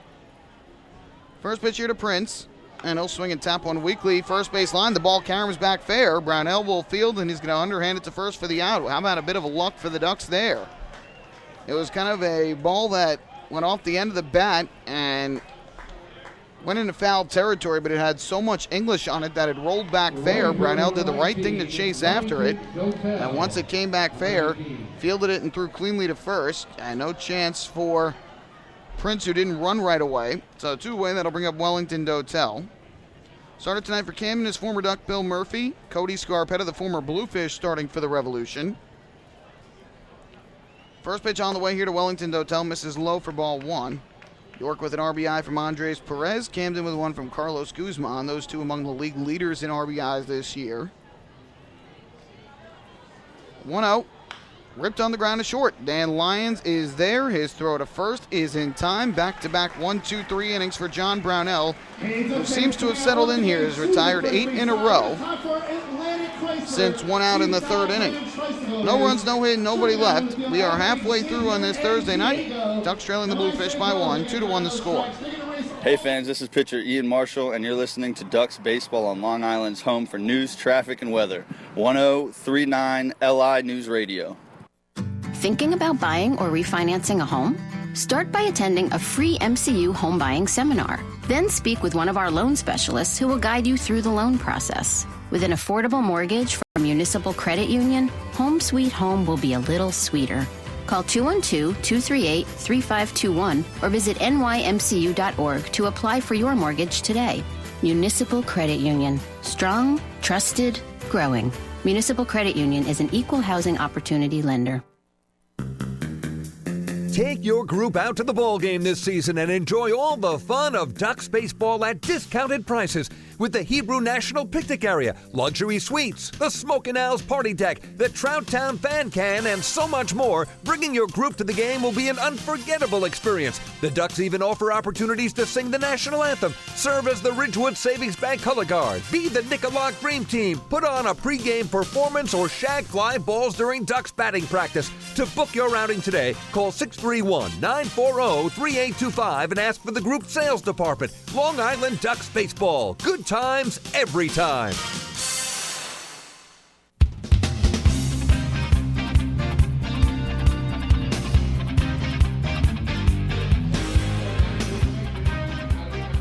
So we go to the bottom of the 5th inning here at Bethpage Ballpark. Ducks trailing 2-1 to the Patriots, finishing up on the out-of-town scoreboard. One game going on at about 8:05 p.m. Eastern Time here. It'll be down in Sugar Land, Texas, where the Patriots will take on the Sugar Land Skeeters. If the Skeeters defeat the Patriots and that's the case, one of these two teams wins tonight, will pull into a tie for first place in the second half Liberty Division standings.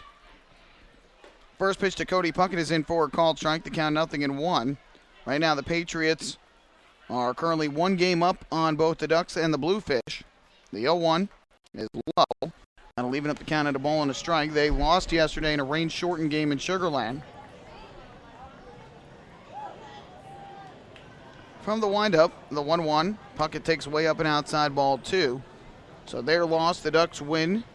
It means that the Ducks and the Bluefish are now tied at 27-25. The Bluefish and the Ducks trailing the Patriots by one game. Puckett lines one into right field, base hit to his left, fielded on a hop by Dotel. So Cody Puckett has his first hit of the night, the 4th for the Ducks. And they've got the leadoff man on for the second straight inning. Both locals in the major leagues are off tonight. The Yankees, who return home for a 10-game homestand starting tomorrow against the Tampa Bay Rays. The Mets, who are coming off of a homestand, they have the day off. They will go to Miami tomorrow. So we'll take a look at some NFL preseason action. 4th and final week of the preseason going on tonight, and both of the locals in action. Throw over to first. Puckett is back safely. New York Jets have a 14-3 lead over at MetLife Stadium against the Philadelphia Eagles in the second quarter. Matt Flynn, an 18-yard pass to Chris Owusu, and Matt Flynn a 5-yard pass to Zach Stacy to connect for the 2 touchdowns. Pop up down the left field line, drifting foul and out of play off the bat of Anthony Vega. And the count is 0-1.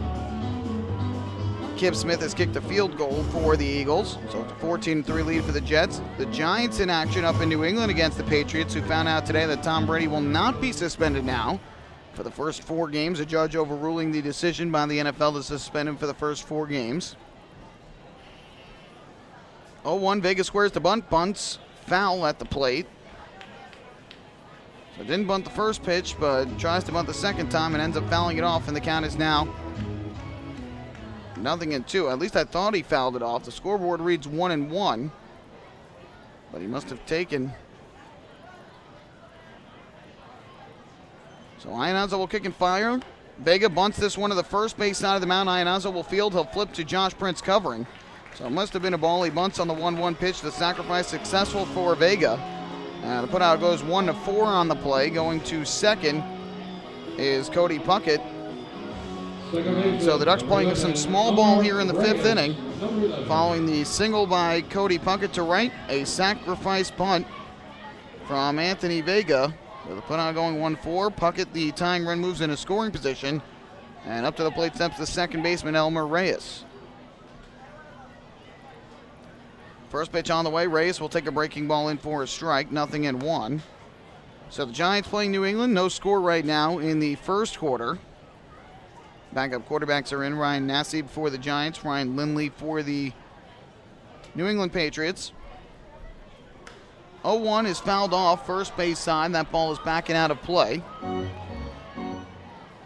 The count goes to 0-2 on Reyes, who grounded back to the mound his first time up. College football season is also beginning tonight. Several teams in action, including Stony Brook University, who is in Toledo. And Stony Brook leads Toledo right now 7-3 in the second quarter. Here's the 0-2, and Reyes takes low in the dirt for a ball.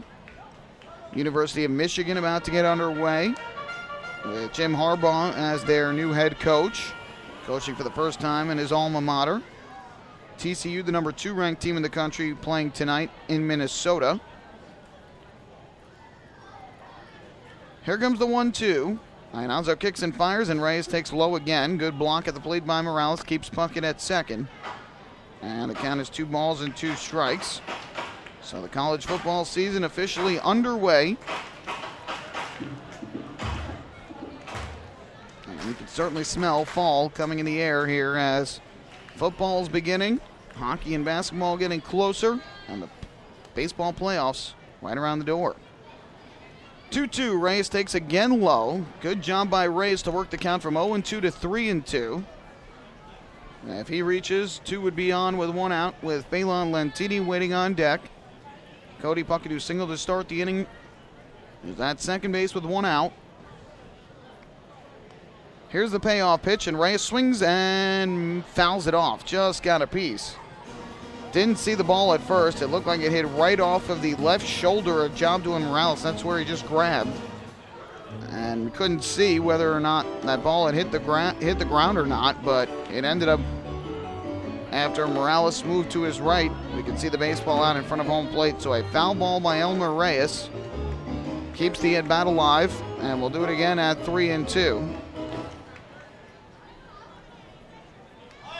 Reyes, a big night last night, 2 for 3, a homer, 3 RBIs, and 2 runs scored. He also had his first double as a Duck. Puckett takes his lead at second. Another 3-2 on the way, and Reyes swings and fouls it off again. This time to the first base side of home plate.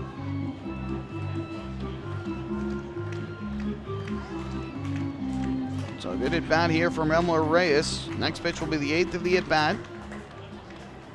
Third baseman Wilson Batista playing right along the line at third. The second baseman Prince shaded up the middle. Iannazo set. Here comes another payoff pitch, and Reyes swings, pops it up foul. First base side, back into the seats. And we'll do it once again at 3-2. 2-1 the Bluefish in front as we play in the bottom half of inning number 5. Final game of this 3-game set. It's the rubber game. Bridgeport took the opener Tuesday. The Ducks responded with a 12-0 shutout last night. The 3-2. And Reyes takes low and inside, ball 4. Great at bat for Elmer Reyes. He draws a walk on 9 pitches.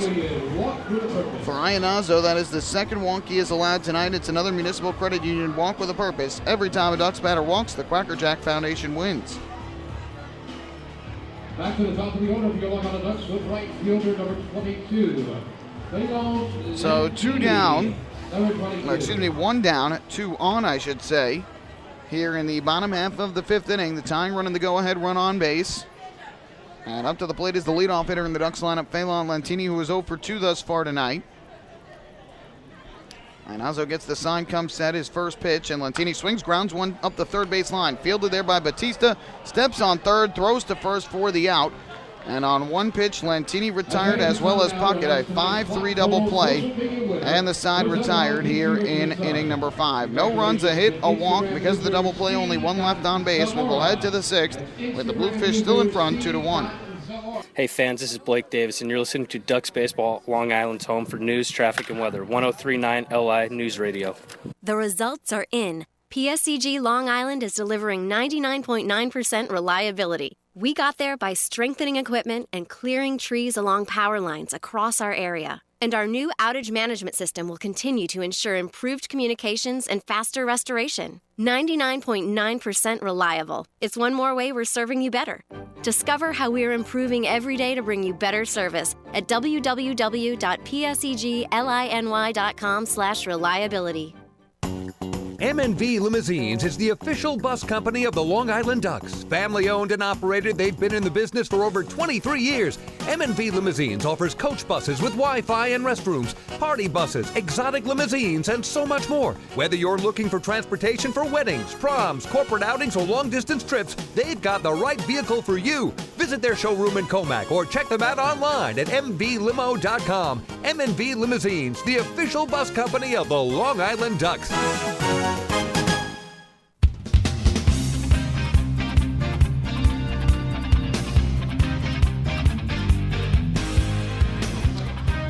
Ducks fans follow all season long as the Long Island Ducks try and meet the Chappie's Home Run Challenge. If the Ducks hit 100 home runs, Chappie's Funeral Homes will donate $5,000 to the Quacker Jack Foundation. Chappie's Funeral Homes, where caring for others is our family tradition. Ducks thus far have hit 76 home runs. They had 2 here last night. Their first 2 home runs since August the 27th. But nothing yet in tonight's game. Neither side has gone deep. The Bluefish scored single runs in the first and the second. The Ducks with 1 in the fourth. And that's the score right now, 2-1 in favor of Bridgeport. John Brownell's first pitch to C.J. Rutherford is a breaking ball strike over the outside corner. And the count 0-1. 2 runs, 4 hits, no errors for the Bluefish. 1 run, 4 hits, no errors for the Ducks. Pretty good pitcher's duel right now as the 0-1 to Rutherford is swung and grounded foul, third base line. And Rutherford behind 0-2. He is 1 for 2 in the game. An RBI ground out to short in the first and a single to right in the third.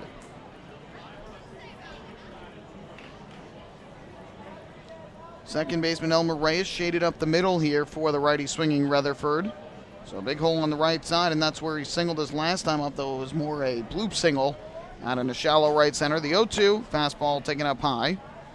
Again, he started the year in the Mexican League, did Rutherford. Played the majority of the year there. He had 271, 22 homers, 75 RBIs. That's a league that's known for its power. The 1-2, ground ball foul, third base side. Rutherford's got some good pop in that bat. He was able to reach base fairly consistency for the Ducks down the stretch in 2014. Ultimately not enough, though, to help Long Island to a playoff spot. Trying to get back to the postseason this year. Here's the 1-2, and Rutherford takes a big curveball up and inside. Had a duck out of the way of it. And that'll even up the count at 2 balls and 2 strikes.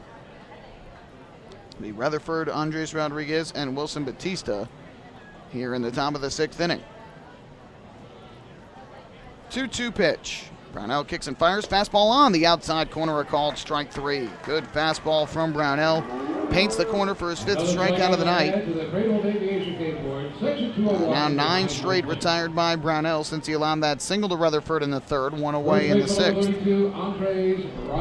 Thus far, Brownell has thrown 77 pitches, 51 for strikes. Pretty efficient thus far. Here's Andres Rodriguez to the plate. He bats from the right side, 0 for 2 thus far tonight. And the first pitch is low and away, backhanded by the catcher Zapata, and the count of 1-0. Brownell in his 4th season here with the Ducks, 3rd straight full season with Long Island, and the 1-0 is high in the air to left field. Well hit. Going back is Anthony Vega in front of the big scoreboard in left center, and he'll make the catch for the out. Sounded good, looked good off the bat, but you could tell once it went in the air he had gotten under it way too much. Third baseman number 25, Wilson. And just no wind to help that one leave the yard tonight, so it goes down as a deep fly out to left. He is now 0 for 3, and with 2 outs, that will leave it up to Wilson Batista. Another night where the wind's blowing out, that ball might have had a chance to leave the yard, but Brownell spared tonight with the heavy, humid air. First pitch on the way to Wilson Batista, and he takes the breaking ball down low. Count is 1-0. He's 0 for 2. Tried to bunt his way on in the 2nd, grounded back to the mound, and then struck out swinging to end the 3rd. Here's the 1-0. That fastball just missed the outside corner. 2 balls, no strikes on the 3rd baseman Batista, switch hitter from the left side. Brownell kicks and comes home. Chopped on the ground foul to the first base side of the infield. Count goes to 2-1 now.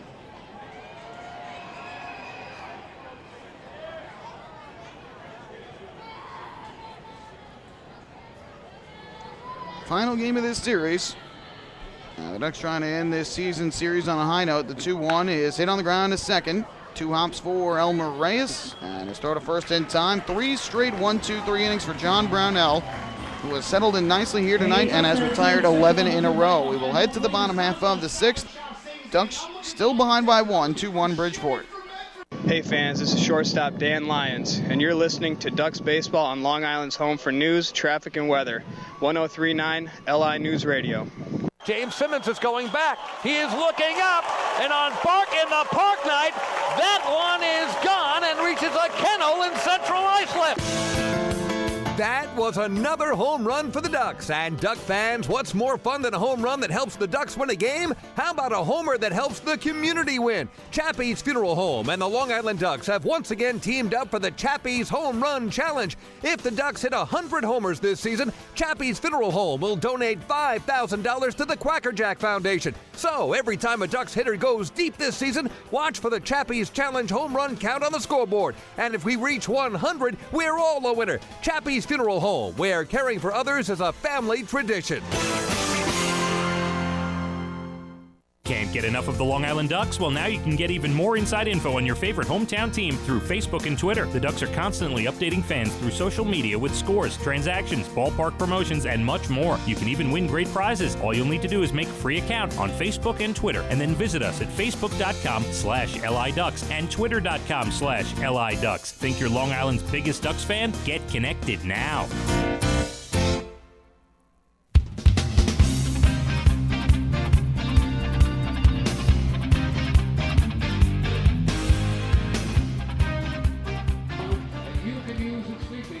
Bottom half of the sixth inning with the Bluefish leading the Ducks 2-1. Michael Pollock bringing you all the action here at Bethpage Ballpark. Delta Cleary Jr. is going to lead things off for the Ducks. It'll be Cleary Jr., Lyons, and Burrows.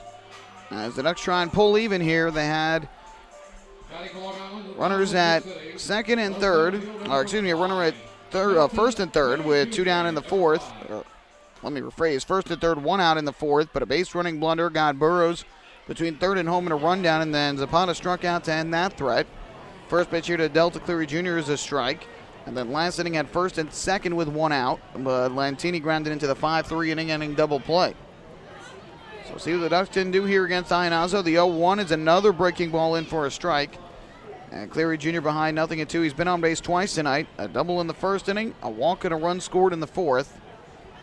And here the 0-2 is tapped back to the mound on a 1-hop, fielded by Iannazzo, and his throw to first is in time. Cleary Jr. chasing down and out of the zone there. So he's retired for the first time tonight, and that is the first out in the sixth inning. Iannazzo tonight has been fairly efficient. 73 pitches thus far, 44 for strikes. Coming off of a rough start his last time out, but pitching much better here tonight. Lancaster's really given him fits this year, but that's fairly good numbers against the Ducks. So the base is empty, 1 out here is Dan Lyons to the plate from the right side. First pitch from Iannazzo, and Lyons takes a fastball outside for ball 1. Lyons is 0 for 2 tonight. Grounded into a 6-5 fielder's choice in the first and flew out to center in the fourth. 1-0, fouled at home plate just off the end of the bat. The count is even up at 1-1. Tomorrow, Ducks will face the Blue Crabs. Bobby Blevins will be the starter for Long Island, coming off of a very good start against Southern Maryland his last time out. 8 innings of 3-run ball. The 1-1 is up and away for ball 2. Ducks hadn't given up a run until there were 2 outs in the 8th inning. He allowed a 3-run home run to Craig Maddox before getting out of the inning. So really just one bad pitch that whole night. The Ducks won the game. 2-1 is lifted down the right field line. Slicing into the corner, this one will go foul, though. 1 hopping up into the Ducks bullpen. That'll leave it up the count at 2 balls and 2 strikes on the Ducks shortstop.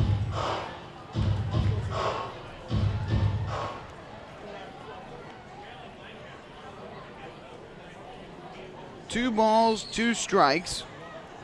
1 out with the bases empty here in the bottom of the 6th inning. Both teams with 4 hits. The Bluefish have 1 more run, though. Third baseman Batista right along the line, and the 2-2 is lefted foul, first base side of home plate, back up into the seats. We'll do it once again at 2-2. Sean Burrows will be next for the Ducks, who has another hit tonight. 2-2. Low in the dirt. Blocked there by Jomdoan Morales. That'll run the count full at 3-2.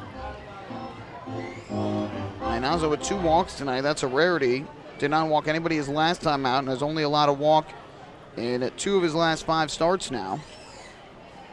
3-2, ripped back up the middle off the backside of Iannazzo. Carries to the third base side of the mound. Iannazzo fields, throws to first, not in time. Lions will be safe. And now the concern for Iannazzo. Ricky Van Asselberg comes out of the dugout along with the Bluefish trainer, Erica Ventura to check on him. And he is over by third base right now, right along the line, trying to walk it off. I am not sure where it caught him. He is bent over right now. That either caught him in the lower back or right in the backside or on the thigh, or I should say the hamstring, since it was on the backside of his leg. But a hard bullet back to the mound by Dan Lyons, and it hit right off of Iannazo. Unfortunately for the Ducks, instead of falling straight down, it caromed off to the third base side of the mound. And Iannazo did well to try and make the play, but ultimately was unable to do so. So it'll be an infield single for Dan Lyons, the 5th hit of the game for the Ducks. And Iannazo trying to walk this pain off and make sure that he is all right to stay in the game. But obviously you got to be careful here. Bluefish still in a playoff push, and they don't want to risk injury to their starter. Iannazo is going to make the slow walk here back towards the mound, and I'm sure he will try and throw a few warm-up tosses to make sure that he can stay in this game first. Ricky Van Asselberg looks like he's starting to walk back to the Bluefish dugout on the third base side. And Iannazo is going to step up onto the rubber and throw some warm-up pitches here to Jobduan Morales, with Erica Ventura, the trainer for the Bluefish, looking on. So Iannazo throws one here. That looked pretty good. And I think he tells Erica Ventura that he's all right. So Matt Iannazo going to stay in the game here. You definitely have to tip your cap to Matt Iannazo. He took a shot there off the bat of Dan Lyons, an absolute bullet right back to the box. And Iannazo took that right off of the backside. Again, didn't see whether or not that was off of his back or another part, but it hit him hard. Either way, the Ducks have Lyons on at first with one out, and now Sean Burrows will step to the plate. He's 1 for 2 on the night and has driven in the only run of the game for the Ducks with an RBI double to left in the 4th inning. So he stands in from the left side. Iannazo sit on the mound. And his first pitch to Burrows is a fastball tapped foul, first base side. Looked like that caught Morales maybe behind the plate, and the count is 0-1. Burrows' first time up, flew out to right center. A great diving catch by Wellington Dotel to rob him of a hit. We'll see if at any point Kevin Byers has Dan Lyons take off for second. He has good speed, 17 of 19 in the stolen base department this year, but again, you got the lefty on the mound. Here comes an 0-1, and Burrows will take a fastball outside. Evens it up at 1 ball and 1 strike. Burrows last night with 3 more hits, 2 more RBIs. It was his 7th. Check that, it was his 6th 3-hit game of the year with the Ducks. Throw over to first, and Lyons is back safely. 6th 3-hit game and 6th 2 RBI game. Now got 13 multi-hit games since coming to Long Island.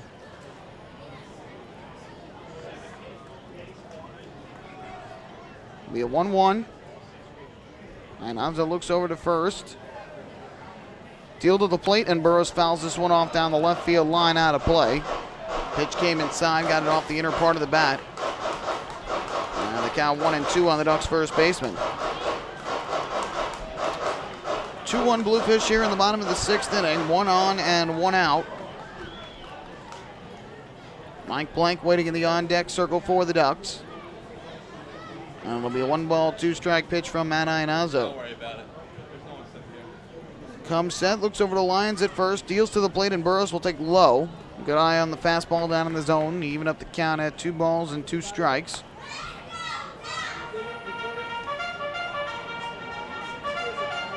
First 2 games, at least for the Ducks, have been all about the offense. Tonight, it has been about the pitching on both sides.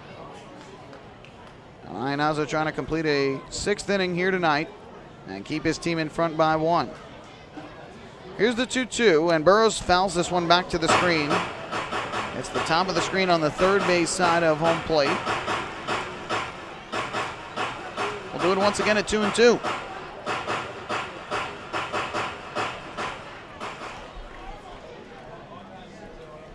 Four-game Labor Day weekend series coming up for the Ducks against the Blue Crabs. Lyons takes his lead at first with one out. And the 2-2 to Burrows. Swung on it and tapped foul back behind the plate. Did well to just stay alive. Fighting off some tough pitches from Bluefish left-hander Matt Iannazo. 5'9", 170 pounds. He's 25 years old, out of Norwalk, Connecticut. Matchup with his former teammate here, Sean Burrows. And his 2-2. Burrows swings, rips it back up the middle and into center field, a base hit. Lions round second, but will hold on. And after Iannazo was just hit in the back by Dan Lyons, almost got hit again on a bullet by Sean Burrows.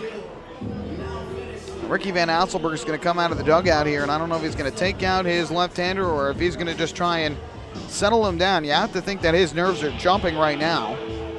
That's two straight bullets back up the middle, one that hit him, one that nearly hit him. But the Ducks threatening to tie the game, 2 on with 1 out, and Mike Blank coming to the plate. And Sean Burrows with yet another multi-hit game, his third multi-hit game, fourth in the last 5. And Asselberg out to discuss things with Iannazo and the entire Bluefish infield. And the lefty is going to stay in yet again. So Iannazo got hit with the comebacker by Lyons. Van Asselberg checked on him, as did Erica Ventura. He stays in the game. Delivers another hard hit baseball up the middle that misses him and goes into center. And Van Asselberg comes out to chat with him and the rest of the defense. Now Mike Blank, who singled to right his last time up, will come to the plate with Lyons at second, Burrows at first, and 1 away here in the bottom of the 6th inning.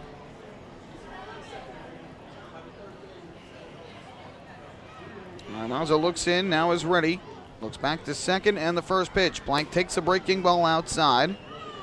Count goes to 1-0. Iannazo now up to 88 pitches on the night, 53 for strikes.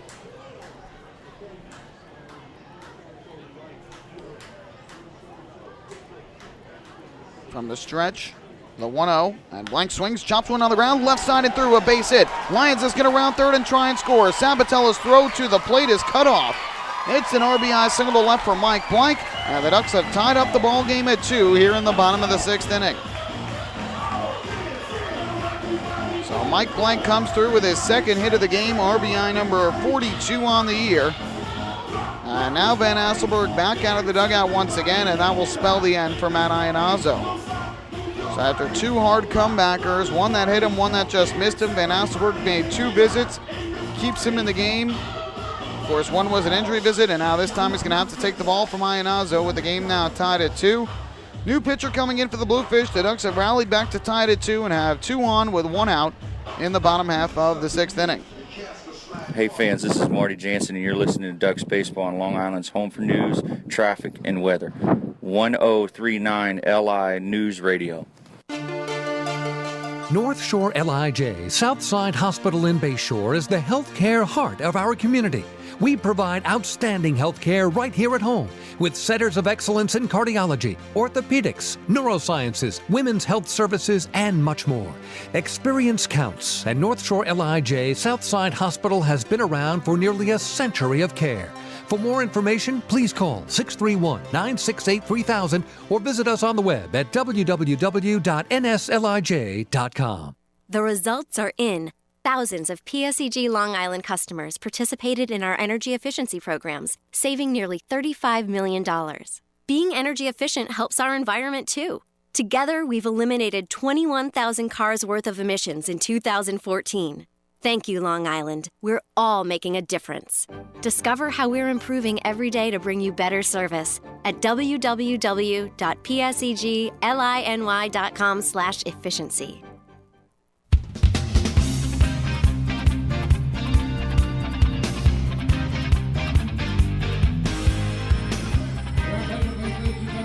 Ricky Van Asselberg has made his first call to the bullpen here tonight, and he calls on right-hander Eric Draxton, who threw an inning and 2/3 scoreless on Tuesday night and picked up the win in Bridgeport's 9-8 comeback victory. Will come on a pitch with the Ducks threatening to take the lead. They've already tied the game on 3 straight one-out singles, 2 of which went right back up the middle. One hit Iannazo, the other just missed him. And then Mike Blank on a 1-0 pitch delivers an RBI single through the left side to plate Dan Lyons and tie this game at 2.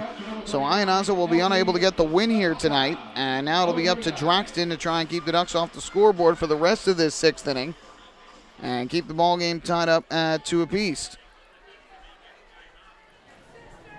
So here is Zapata, who is 0 for 2 on the evening. Draxton comes set.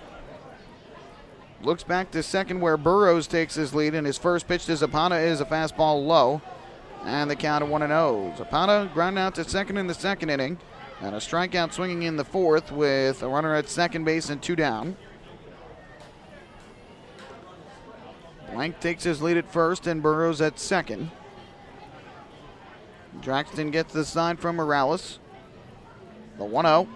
That fastball is over the inside corner for a strike to even up the count at 1-1. Ionazzo ends up going 89 pitches, 54 for strikes. But it's now 4 straight starts in which he has failed to make it into the past 6 innings. The 1-1 is in for another called strike. And the count is 1-2. His last 4 starts, he's either gone 5 or 5 1/3 innings. Tonight, 5 1/3. And is still responsible for the 2 on base. It'll be a 1-ball, 2-strike pitch coming from Draxton to Zapata. The runners lead, the kick, and the pitch upcoming. Draxton looking to second twice, now fires, and Zapata will swing and ground one to short. Could be 2. Bobbles, flips to second 1, juggles on to first. It's still in time. A 6-4-3 double play hit into by Nelfi Zapata. Second double play hit into by the Ducks tonight. And Draxton comes in and gets the job done. Ducks don't tie the game. They get a run on 3 hits, no errors, and because of the double play, 1 left on base, we head to the 7th, all tied up at 2. Hey, fan, this is outfielder Delta Clear Jr. You're listening to Ducks Baseball on Long Island's home for news, traffic, and weather, 1039 LI News Radio. Spring into a new Honda at Huntington Honda and pay $59 a month for a new 2015 Honda Civic LX sedan. $59. So spring into Huntington Honda on Jericho Turnpike just east of Route 110 or HuntingtonHondaCars.com. Huntington Honda, discover the difference. Auto 24-month lease, total due at inception. Civic 3190 includes bank fee, first month's payment, no security deposit. Taxes, DMV, title fees extra with excellent credit through HFS. Have your birthday at the ballpark this season and celebrate with the flock. Kona Ice birthday party packages with the Long Island Ducks are now available. Each package includes 10 box seats, a commemorative birthday t-shirt and autographed baseball, a pizza and Kona Ice party in the Hebrew National Picnic area, and so much more. Best of all, the birthday child will stand on the dugout while the entire crowd sings happy birthday. Reserve your party today by calling the group sales department at 631-940-3825. Kona Ice birthday parties with the Long Island Ducks, a once-in-a-lifetime experience.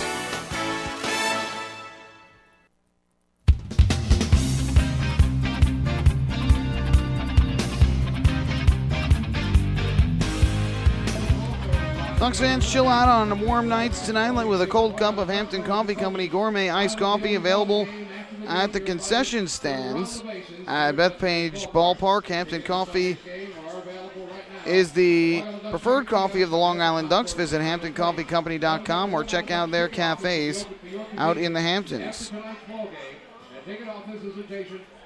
So we head to inning number 7 here at Bethpage Ballpark. The Ducks have pulled even after falling behind 2-0 with single runs in the 4th and the 6th. And now John Brownell out to the mound for his 7th inning of work. He'll face the bottom 3 in the order for the Bluefish and has retired 11 straight since allowing a single in the 3rd inning to C.J. Rutherford with the 1 out. 3 straight 1-2-3 innings for Brownell. And the first pitch here to Morales is a breaking ball in at the knees for a called strike to count 0-1. Brownell starts the inning with a total of 83 pitches, 54 for strikes. The 0-1 is hit on the ground, back to the middle. Nice stab made by Brownell, and he throws to first for the out. Very nice play by John Brownell, reaching to his right to field the hard comebacker, and is able to snare it and make the throw to retire Morales, who is now 0 for 3 with 2 groundouts and a strikeout. Brownell was very rocky through the first 2 innings, allowed a walk and a double in the 1st inning, and then allowed a double, a walk, and a single with 2 outs in the 2nd. But since that RBI single by Sabatella that made this a 2-0 game, he's allowed 1 base runner. And the first pitch to Matt Wessinger is swung on and foul tipped at home plate. And the count is 0-1. And that only base runner was the Rutherford single in the third, just a blue pit to right. Meanwhile, on the other side, Ionazo did a very good job for the Bluefish, but started to come apart later in the game, especially in that 6th inning. As here, Brownell misses up high to even the count at 1-1. Wessinger 1 for 2, doubled and scored back in the 2nd inning, and grounded out to second base in the 4th. Here comes the 1-1. That fastball misses low.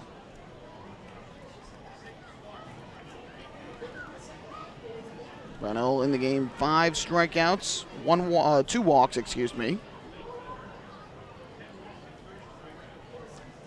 Works from the windup and his 2-1 is taken just outside. Trying to hit the outside corner with a fastball, just missed.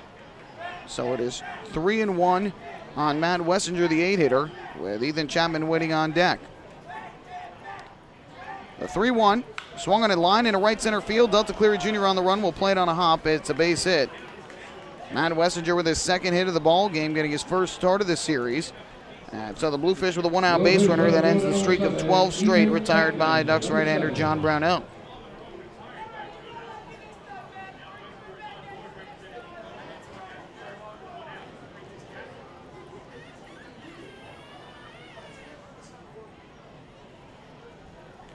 So 1 on, 1 out in a 2-2 game. That's the 5th hit of the ball game for Bridgeport. First pitch from Brownell to Ethan Chapman is a fastball at the knees, in for a strike. Count 0-1. Chapman in the game is 0 for 1. Drew a walk in the 2nd inning. Stranded at 3rd, then tried to bunt his way on in the 4th and grounded out to the first baseman Burrows. Long look in here for Brownell. Time called at home plate. Chapman last night was 0 for 3 for Bridgeport. Hitting in the number 9 spot. Did pick up a stolen base, though, his 9th of the year. Now the 0-1. Big curveball, and that just missed a little bit high. Brownell was asking home plate umpire J.B. Torres where the pitch was, and he said it was up. So the count even at 1-1 had good movement. Seemed like it dropped in the strike zone, but must have crossed home plate a little bit above. So 1-1 pitch to the lefty swinging Chapman. Brownell kicks and fires, and Chapman swings and misses way out in front of that curveball. Brownell's curveball, for the most part, has been his best pitch in this game. It's had great 12-6 movement on it. He's gotten a lot of swings and misses during the course of the ball game. Fan behind home plate holding up a K sign, hoping for another strikeout. And it'll be a 1-ball, 2-strike pitch from Brownell. Set at the belt, the runner leads at first. The 1-2 on the way, and it is swung on and missed. Strike 3. Chased the breaking ball down low. 6th strikeout of the night for John Brownell, as he gets Chapman and Chase out of the zone, and 2 away here in the 7th. And back to the top of the order we go for Brian Sabatella. Number 24, Brian Sabatella, number 24. So here is Sabatella to the plate, batting from the right side. He is 1 for 3 on the night. And Brownell 1 out away from 7 innings of 2-run ball this evening. He's now up to 94 pitches, which, of course, for John Brownell is almost nothing. He's gone over 130 sometimes. First pitch here, Sabatella takes low and outside. Backhanded by Zapata at the plate, the count of 1-0. Sabatella grounded to 3rd in the opening inning, then delivered an RBI single to right in the 2nd with 2 out. Stole 2nd but was stranded there. And in the 5th inning, lined out to the center fielder, Delta Cleary Jr. Wessinger leads the 1-0. There he goes. Breaking ball's in for a strike. The throw down to 2nd is not in time. A stolen base for Matt Wessinger, his 6th of the year. And the Bluefish get the go-ahead run in a scoring position with 2 away. Bridgeport has used their speed all year long. It's their 2nd steal of the night, and as a team they have 138 stolen bases, which leads the league. The Ducks at 125 are 2nd. So Wessinger at second base, and a 1-1 pitch up coming to Sabatella, and it is swung on and fouled off down the right field line out of play. Now Brownell ahead in the count of 1-2.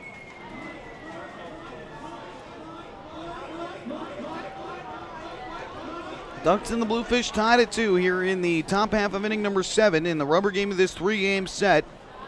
A big game for both teams before they go their separate ways for the final 17 games of the year. The 1-2 from Brownell, and Sabatella takes the fastball up and out of the zone. Brownell trying to get him to chase. He would not. And the count is even up at 2-2. Matt Wessinger, who picked up his second hit earlier in the inning, leads from second base with 2 down. The 2-2. Brownell kicks and fires, and Sabatella swings at the breaking ball, just got a piece. Try to get him to swing and miss, just caught a little bit of it. Now we'll do it once again at 2 balls and 2 strikes. Sabatella, a productive play earlier this year with the Ducks. He had 277 with a homer and 36 runs batted in 92 games before being traded to Bridgeport for Sean Burrows.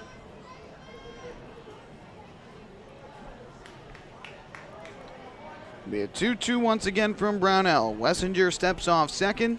The pitch on the way, and Sabatella takes the breaking ball low in the dirt. Good block at home plate by Nelfi Zapata, and Sabatella has worked the count full.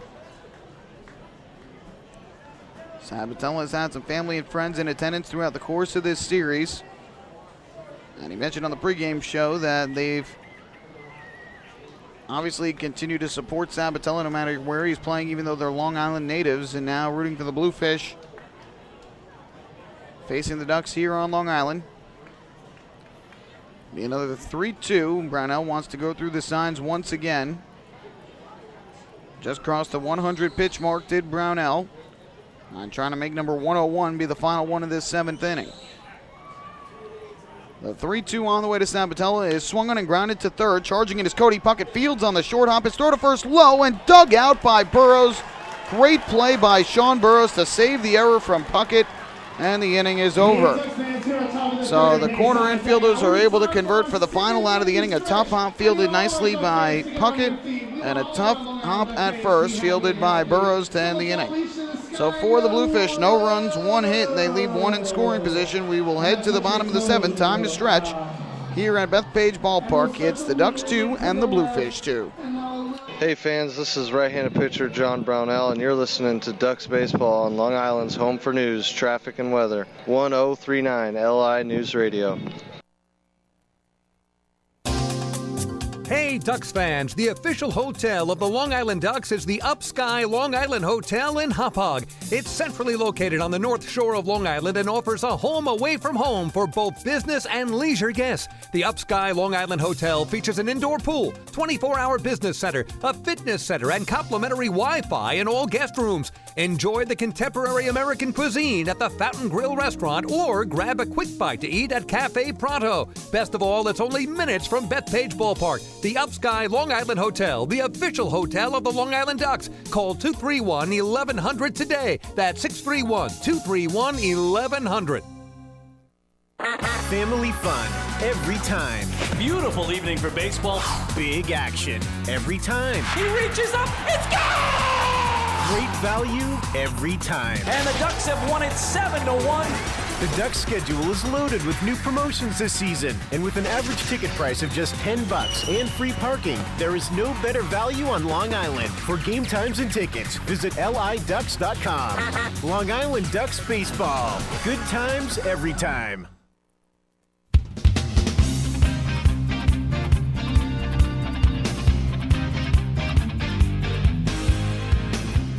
Eric Droxton will stay in as we go to the bottom half of the 7th inning here at Bethpage Ballpark. Ducks and the Bluefish tied up at 2 apiece. John Brownell worked out of a mini jam in the top half of the 7th inning.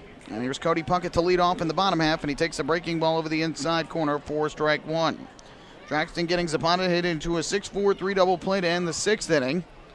So that ends the line on Iannazo, who will get a no decision here tonight. The 0-1. Fly ball, right field. Dotel drifts to his right and makes the catch to retire Puckett, who is now 1 for 3. And that's the first out here in the bottom of the 7th inning. Iannazo goes 5 1/3 innings here tonight, gives up 7 hits, 2 runs, both of which were earned. Walked 2 and struck out 2. At the 89 pitches, 54 for strikes.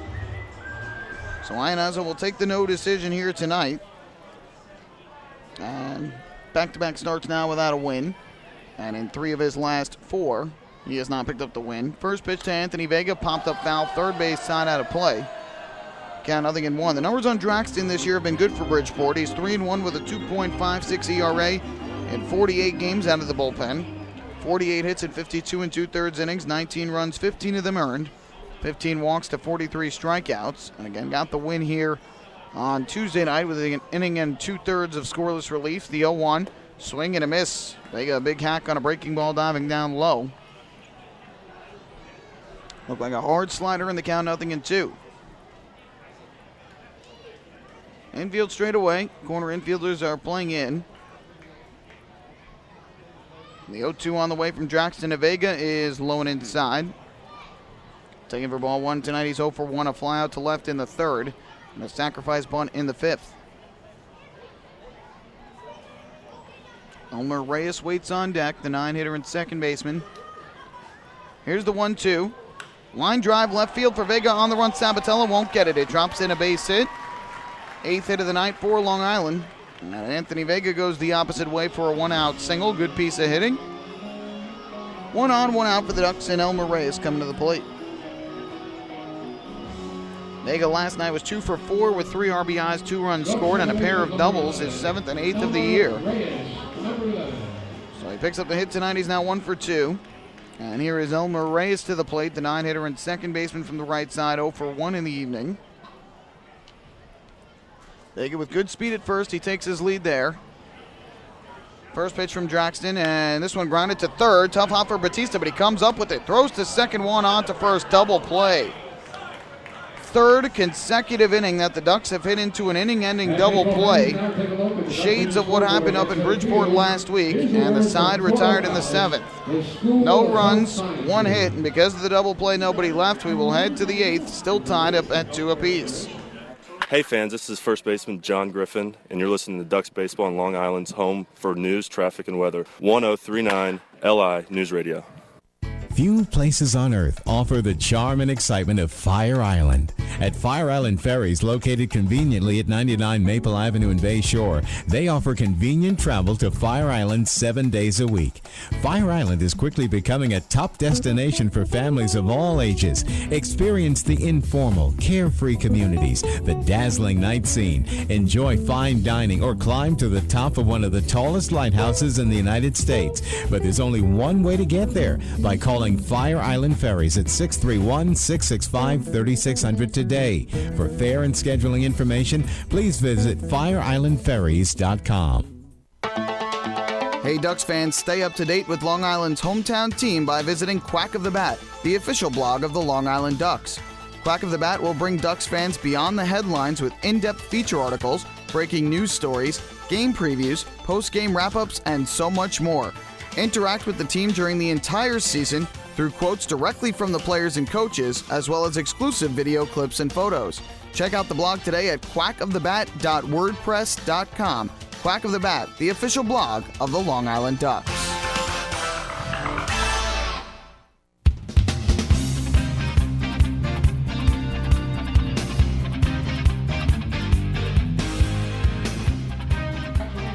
On to the 8th inning we go here at Bethpage Ballpark, following the Ducks' 3rd consecutive double play to end an inning. As Elmer Reyes swings at the first pitch, grounds into a 5-4-3 around the horn double play. John Brownell, who got out of a runner at second with a 1-out jam in the 7th, goes back to the mound here in the 8th with 101 pitches, 65 for strikes. He'll face Prince, Dotel, and Rutherford, 2, 3, and 4 in the order here in inning number 8. And his first pitch is a fastball over the outside corner for strike 1. No surprise that Brownell is staying in. Wasn't sure what Kevin Baez would do, but he's going to trust in his right-hander and his ace to pitch in the 8th inning of a tie game. The 0-1, big curveball misses up and inside. And the count even at 1-1. And again, since the second inning, he's allowed just 2 singles. That has been it. A start that began shaky, but has turned into a quality one since. And now the 1-1. Prince takes a big curveball, just missed a little bit up. And it's 2-1 on Prince, who tonight is 0 for 2 with a walk and a run scored. with the walk and run coming back in the first inning. The 2-ball, 1-strike offering is hit high in the air to left. Anthony Vega started back, then slipped. And now recovers, moves in. He'll make the catch. And that is the first out here in the 8th inning. So Prince now 0 for 3. 1 down in the 8th. And now Wellington Dotel will step to the plate. Dotel, number 19. So here is the right fielder, Wellington Dotel, who doubled his first time up, but has since grounded out twice, once to third, once to short. So 1 for 3 on the evening is Dotel. The first pitch from Brownell is lined in a right field on the run. Lentini will make the catch about shoulder high. Hard line drive off the bat by Dotel, but hung up there long enough for Lentini to make the catch. Dotel now 1 for 4. And 2 away here in the 8th. That'll bring up C.J. Rutherford. Ducks will have the top of the order coming to the plate in the bottom half of the 8th inning. Lentini, Cleary Jr., and Lyons. Here's C.J. Rutherford, who is 1 for 3 with an RBI in his first game with the Bluefish. Acquired yesterday. Flew in late last night. And is now here with the Bluefish. First pitch is up and inside. High fastball, the count of 1-0. Rutherford an RBI ground out to short in the first inning, then singled to right in the third and struck out looking in the 6th. These two teammates at the end of last year in September. 1-0. Big curveball drops over the inside corner, another called strike. And that'll even up the count at 1-1.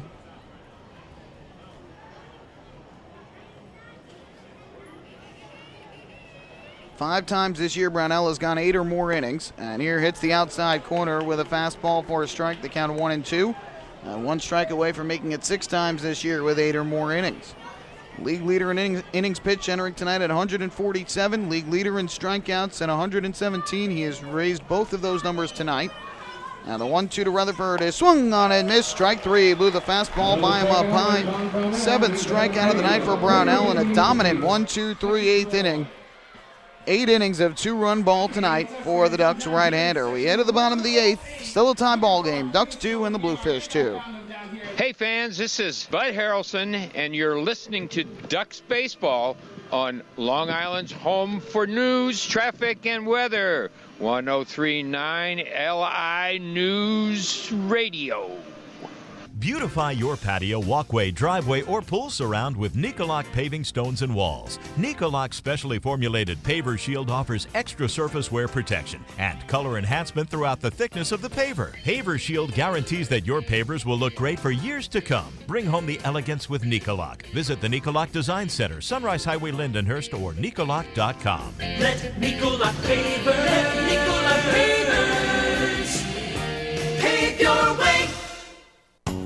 M&V Limousines is the official bus company of the Long Island Ducks. Family owned and operated, they've been in the business for over 23 years. M&V Limousines offers coach buses with Wi-Fi and restrooms, party buses, exotic limousines, and so much more. Whether you're looking for transportation for weddings, proms, corporate outings, or long-distance trips, they've got the right vehicle for you. Visit their showroom in Comac or check them out online at mvlimo.com. M&V Limousines, the official bus company of the Long Island Ducks. The results are in. Thousands of PSEG Long Island customers participated in our energy efficiency programs, saving nearly $35 million. Being energy efficient helps our environment, too. Together, we've eliminated 21,000 cars worth of emissions in 2014. Thank you, Long Island. We're all making a difference. Discover how we're improving every day to bring you better service at www.pseglinY.com/efficiency.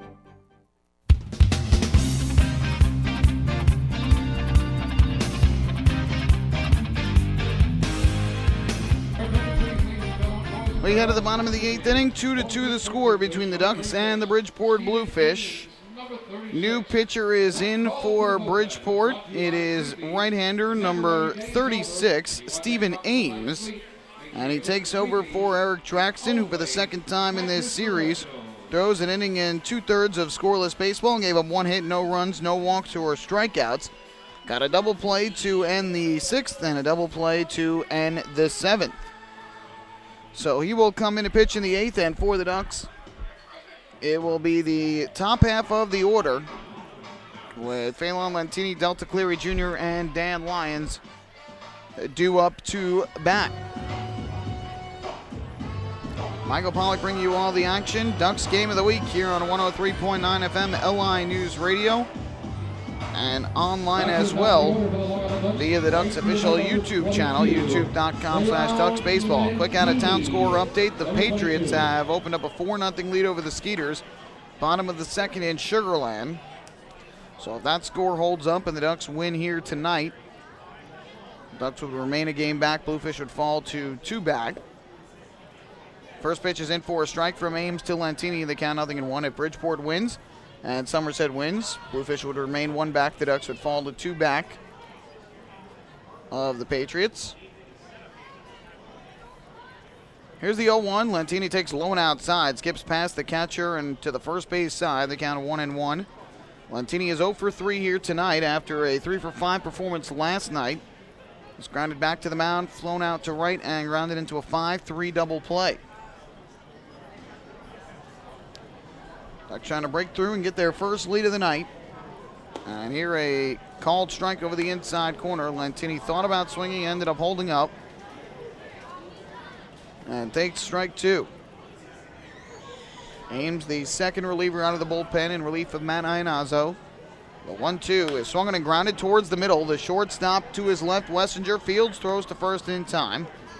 Lentini retired, and that is the first out of the bottom of the 8th inning. So Lentini now 0 for 4 here tonight. That'll bring up Delta Cleary Jr. Delta Cleary Jr., number 5. Stephen Ames has pitched in 26 games with the Bluefish. He's 1-2 with a 3.68 ERA and 2 saves. 21 hits in 22 innings, 9 runs all earned, 5 walks to 22 strikeouts. First pitch on the way, Cleary Jr. takes the fastball outside, the count of 1-0. Cleary Jr. is 1 for 2 on the night. A double back in the first inning down the left field line, walked, stole second, and scored in the 4th, and grounded back to the mound in the 6th. Here's the 1-0. That fastball in for a called strike. Belt tie evens the count at 1-1. Third baseman Wilson Batista playing in on the grass just in case Cleary Jr. tries to lay down a bunt. Here's the 1-1. Takes low. Fastball that came down and in. Count 2 balls and a strike. Cleary Jr. last night 2 for 5 with a run batted in. It was his 17th 2-hit game of the year. 29th multi-hit contest. The 2-1 grounded back to the mound. Fielded on a hop by Ames. Races to first. And the underhand toss is in time for the out. 2 batters, 2 groundouts for the Ducks. And 2 away here in the 8th inning. That'll bring up the shortstop and 3-hitter Dan Lyons. Shortstop, number 12, Dan Lyons, number 12.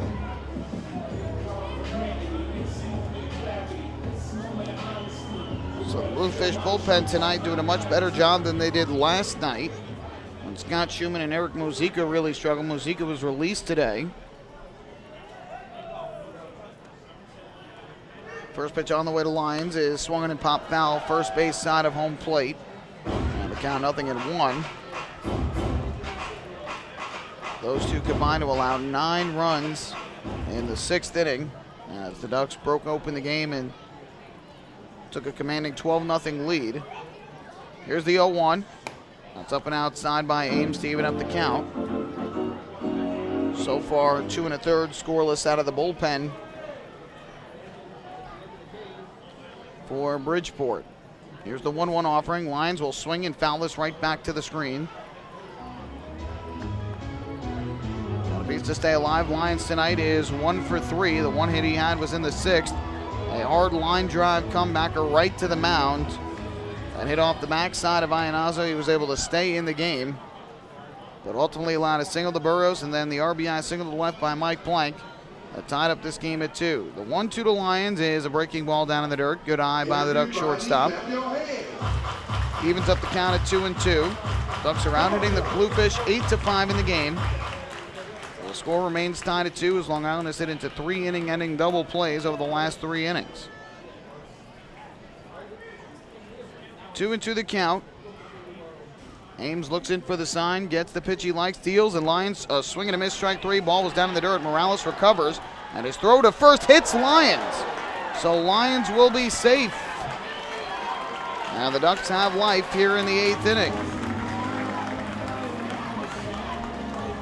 So the breaking ball down in the dirt. Lyons swung and missed for strike three, and he advances on the wild pitch. Morales had trouble finding it, and then when he did recover and throw to first, the throw hit Lyons in the back. Retribution for Lyons hitting Iannazo in the back? Very unlikely. Either way, a runner at first with 2 down. He represents the go-ahead run. It's a speedy Dan Lyons, and an extra base hit here could put the Ducks in front. It'll be Sean Burrows to the plate, who has 3 hits in back-to-back games and 2 hits here tonight. Double, a single has driven in 1, and the first pitch is taken just on the outside corner for strike 1. Burrows 2 for 3 tonight. Yet another multi-game. Having a quick conversation here with JB Torres, the home plate umpire. Steps back in. Lyons leads at first. The 0-1. Burrows swings, lines one down the left field line. It's going to slice Fallon into the seats. And Burrows quickly in an 0-2 hole. I'm going to say, you wonder if Kevin Byers tries to get Lyons in motion at all and get him in a second base with a good singles hitter like Burrows at the plate. But Ames throws hard, and you don't want to take the bat out of Burrows' hands either.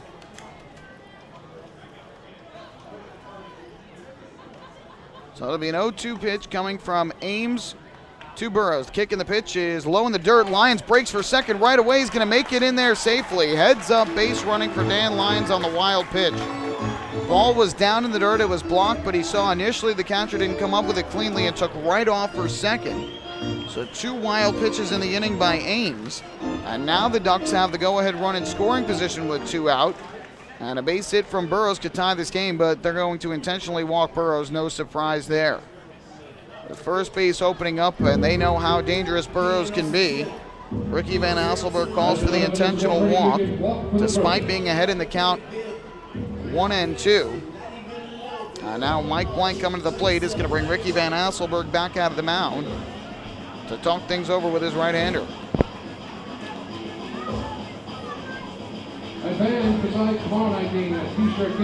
So Van Asselberg will chat with Ames here. Talk about the approach for Mike Blank, who has 2 hits and 3 at-bats tonight, including an RBI single through the left side in the 6th that tied up this game at 2.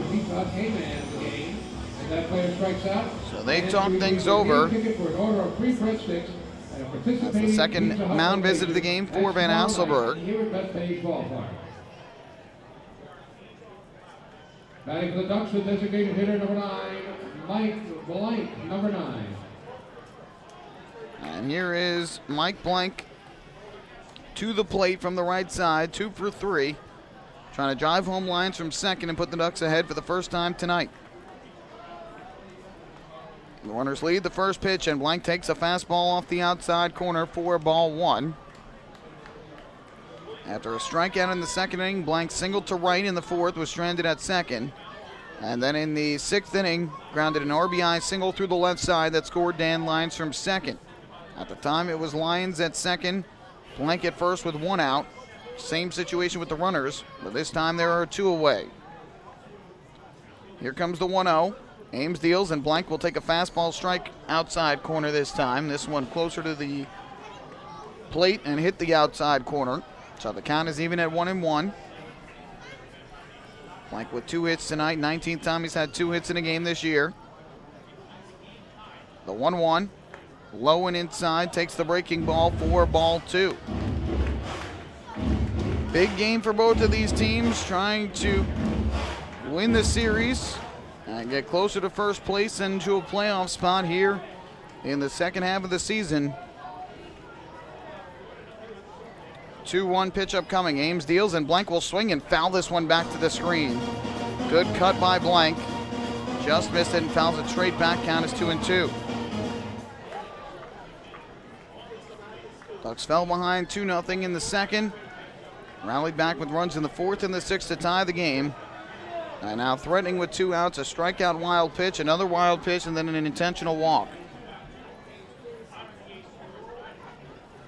Timeout called. And now Blank steps back in.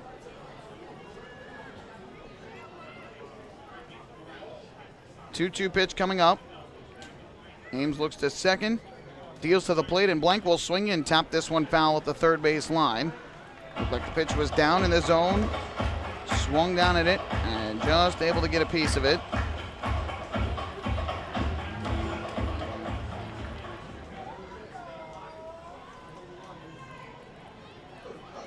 So 2-ball, 2-strike pitch coming with 2 outs. Lyons, the speedy runner at second, Burrows with less speed at first. Lyons has been on base twice now, and Burrows 3 times. The 2-2 to Blank is swung on and fouled back to the screen again. Another good cut by Mike Blank. And he manages to stay alive. You can feel the tension in the ballpark here. Crowd of 4,826 tonight. Big moment in the ball game with the score tied at 2, and the Ducks trying to break that tie. Their designated hitter Mike Blank awaits another 2-2 from Stephen Ames. Kicks and fires, and Blank will swing and fist one out to foul territory first base side. Rodriguez on the run, makes the basket catch, and Blank is retired for the final out of the 8th inning. So the Ducks threaten with 2 outs in the inning but cannot score. No runs, no hits, a strikeout wild pitch and a walk. They leave 2. And we will head to the 9th here at Bethpage Ballpark with the Ducks and the Bluefish all tied up at 2 apiece. Hey fans, this is relief pitcher Bruce Kern, and you're listening to Ducks Baseball on Long Island's home for news, traffic, and weather. 1039 LI News Radio. Thinking about buying or refinancing a home? Start by attending a free MCU home buying seminar. Then speak with one of our loan specialists who will guide you through the loan process. With an affordable mortgage from Municipal Credit Union, Home Sweet Home will be a little sweeter. Call 212-238-3521 or visit nymcu.org to apply for your mortgage today. Municipal Credit Union. Strong, trusted, growing.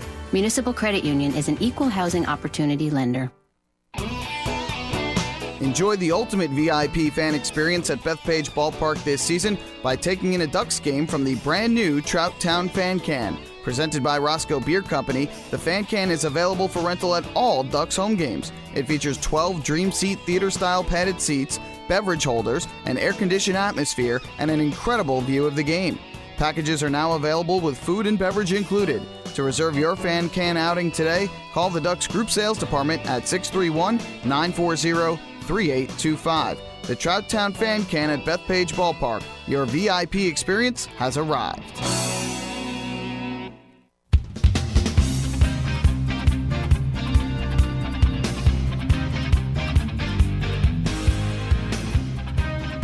We head to the 9th here at Bethpage Ballpark, and John Brownell is going to go back to the mound with 110 pitches. He will stay in for the Long Island Ducks and will face Bridgeport's 5, 6, and 7 hitters, Andres Rodriguez, Wilson Batista, and Jobduan Morales. And oftentimes in a tie game at home, you will see our closer coming in the 9th inning since he has no save opportunity in the game. But Kevin Baez sticking with his ace, who just threw a 1-2-3 inning in the 8th and has allowed just 2 hits since the 3rd inning. So Brownell will stay in and face Rodriguez, Batista, and Morales with the score tied up at 2 apiece.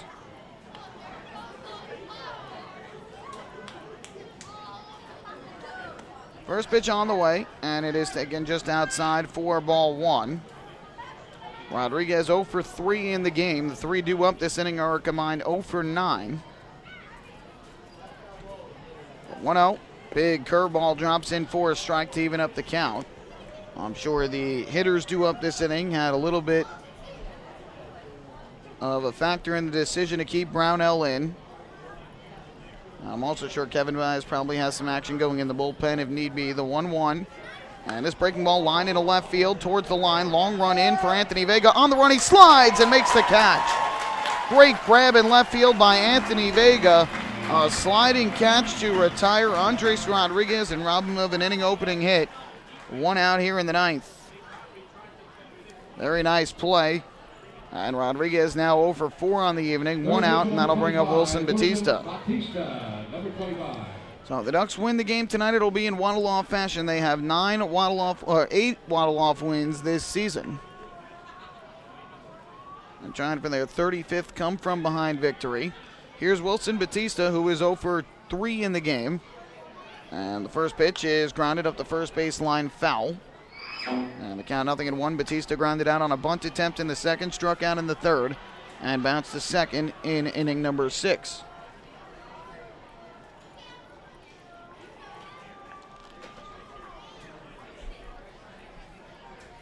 Puckett playing off the bag at third and inside with a lefty at the plate. He's a switch hitter with batting left-handed.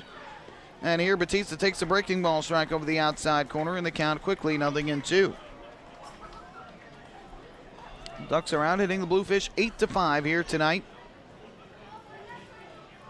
And the 0-2 is swung on a line back up the middle in a center field base hit. What a rip off the bat. Wilson Batista. Brownell nearly caught it in his glove, but it was a bullet right back to the mound. Brownell only could put up his glove to try and grab it, and it just missed and went into center. So that is hit number 6 for Bridgeport, the first for Batista. And they put the go-ahead run on with 1 out in the 9th inning, and that'll bring up Jabduan Morales.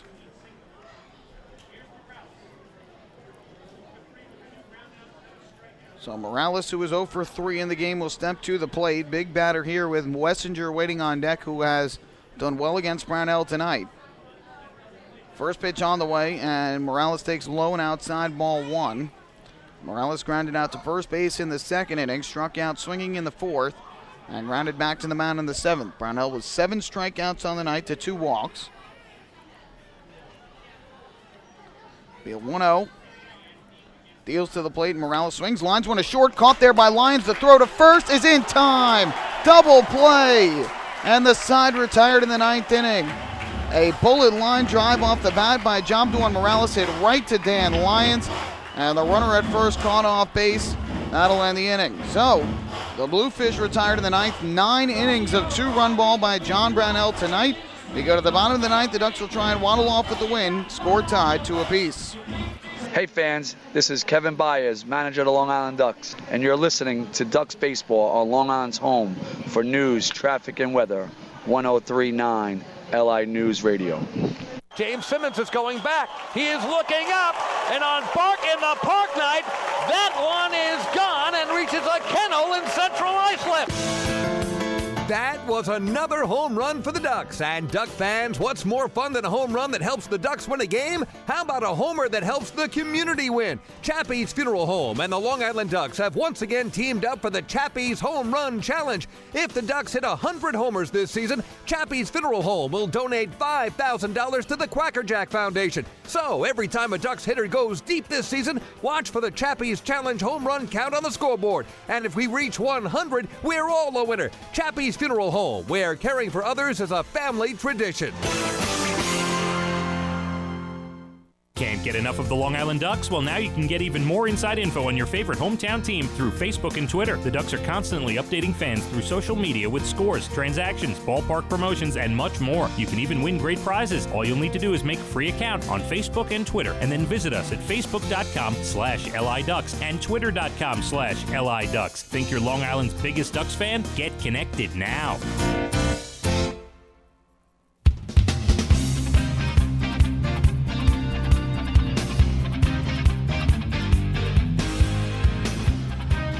We go to the bottom half of the 9th inning. 2-2 the score. John Brownell, the starter for the Ducks, won an effort tonight. He got off to a rough start in the first 2 innings, allowing a single run in both, but since that point has allowed just 3 singles, and with 9 innings of 2-run ball here tonight.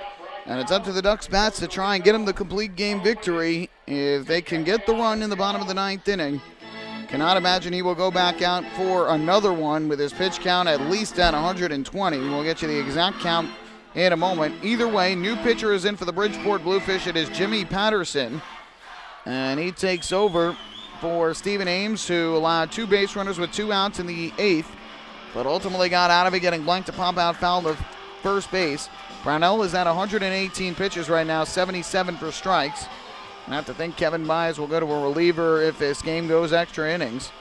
Either way, we go to the 9th inning, bottom half, and it'll be Nelfi Zapata, Cody Puckett, and Anthony Vega as the three due up in the inning. The Ducks have 3 players available on their bench should Kevin Byers choose to go to any of them. They've got Randy Ruiz, who was scratched for a second straight day today with an elbow injury, but can always come off the bench if need be. Kevin Byers said he should be a pinch hit opportunity if needed. You also have Steve McQuail and Carlos Hughes. First pitch to Zapata leading off in the 9th, and he will take up and outside for ball 1 from Patterson. Patterson has pitched in 6 games with Bridgeport, 9 2/3 innings, just 2 unearned runs given up. Here's the 1-0, and Zapata will take upstairs again. And ahead in the count here, 2 balls and no strikes. In those 9 2/3 innings, 8 hits, 1 walk, 10 strikeouts. 2 righties to start off this inning, and the 2-0 is on the outside corner for strike 1. Zapata looking for his first hit of the game. He is 0 for 3. And entering tonight is riding a 15-game on-base streak, so trying to extend that here. The 2-1 fouled off first base side into the crowd. And that evens up the count at 2-2.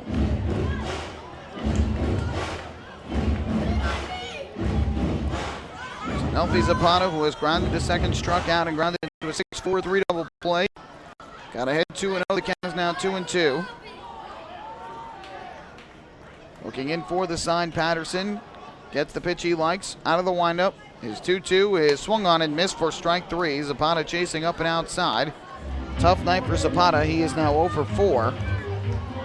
4th strikeout for Bluefish pitching, and that is out number 1 in the 9th.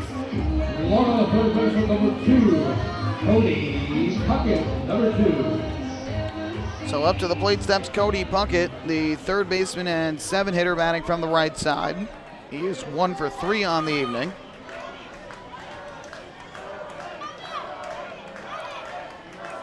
Patterson gets the pitch he likes. And his first offering is a breaking ball that hits the outside corner for strike 1. Puckett singled to right in the 5th inning. Aside from that, has grounded to short in the 2nd and flew out to right in the 7th.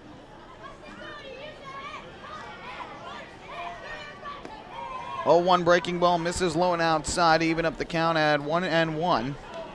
Both teams 27 and 25 here in the second half. And trying to claim the rubber game of this 3-game series. No doubles defense for the Bluefish. And the 1-1 is swung on and ripped to third, inside the bag at third and down the left field line. Puckett is going to round first and go to second. Sabatella will pick it up and fire it back in. And Cody Puckett with his 2nd hit of the night delivers a 1-out double down the left field line in inning number 9. And the winning run in scoring position with 1 out for Anthony Vega. While with Vega due up, Kevin Byers has come down from third, and he is going to call on Randy Ruiz to pinch it for Anthony Vega. Vega was 1 of 2 in the game, but Byers wants to bring a righty to the plate rather than a lefty with the lefty on the mound. For Cody Puckett, it's his 20th double of the year. And Randy Ruiz will come off the bench as the pinch hitter to give the Ducks a little bit more of a potent bat against the lefty Patterson, and they will intentionally walk Ruiz. So it was kind of a toss-up as to what you do if you're Kevin Byers, but a waste of a bench player there in the end because they intentionally walk Ruiz, who was the pinch hitter, and they're going to pinch run with Carlos Hughes. I'm not sure the reasoning behind that because, again, his run doesn't matter. If Puckett ends up scoring, the game is over. But if you go to extra innings, you've lost Ruiz now. And the Ducks will have to do some defensive maneuvering. Either way, first and second here, 1 away, and Elmer Reyes will come to the plate. With Hughes as the pinch runner now at first. And Puckett the winning run at second. First pitch to Reyes, and he will swing and foul this one off. First base side out of play. Oh, and the count is 0-1. A fan was trying to grab that baseball and tumbled backwards along the stairwell, but seems to be all right. And the count 0-1, very dangerous there. The 0-1 pitch upcoming from Patterson to Reyes, who tonight is over 2 with a walk. The 0-1 pitch, and Reyes will swing and line one down the left field line, but foul. Hit the ball well, but hooked it to the left of the chalk and into the crowd. And the count is quickly 0-2.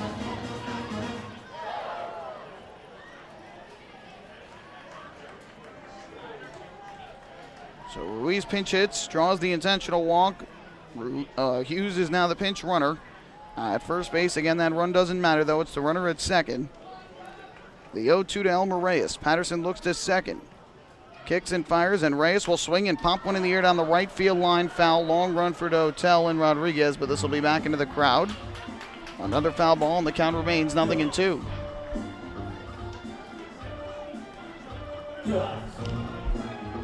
Cody Puckett with a 1-out double off of Patterson here, giving the Ducks the opportunity to try and waddle off.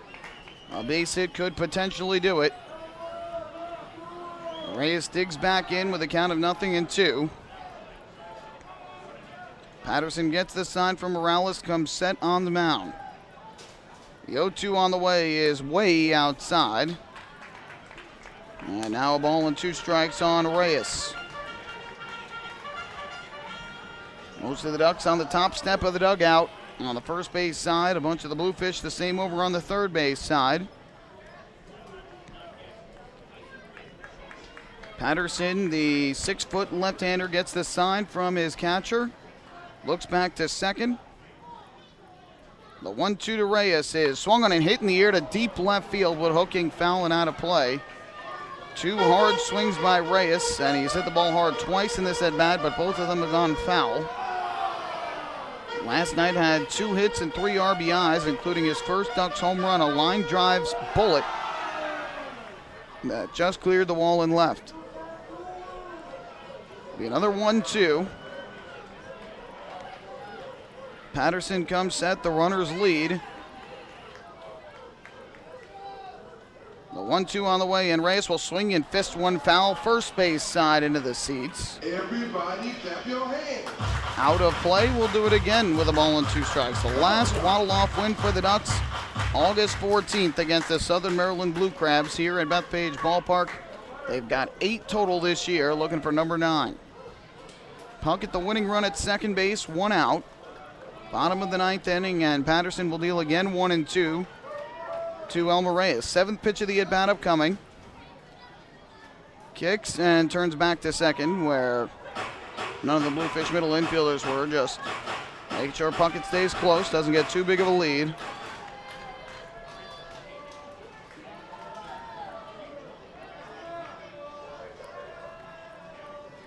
Patterson is ready. The runners take their steps off of the bases. The 1-2, and Reyes swings, fists one out. Shallow right field, going out. The first baseman Rodriguez coming in. Dotel, it drops in between them. Base hit. Puckett will stop at third. Hughes will go to second, and the bases are loaded with 1 man out. And that will bring up Phelan Lentini. And boy, Elmer Reyes couldn't have put that baseball any better. Right in between the first baseman Rodriguez, the right fielder Dotel, just out of the reach of both of them. And it falls in for a base hit. So for Reyes, his first hit of the game for the Ducks, their 10th. And now the winning run is 90 feet away with 1 man out.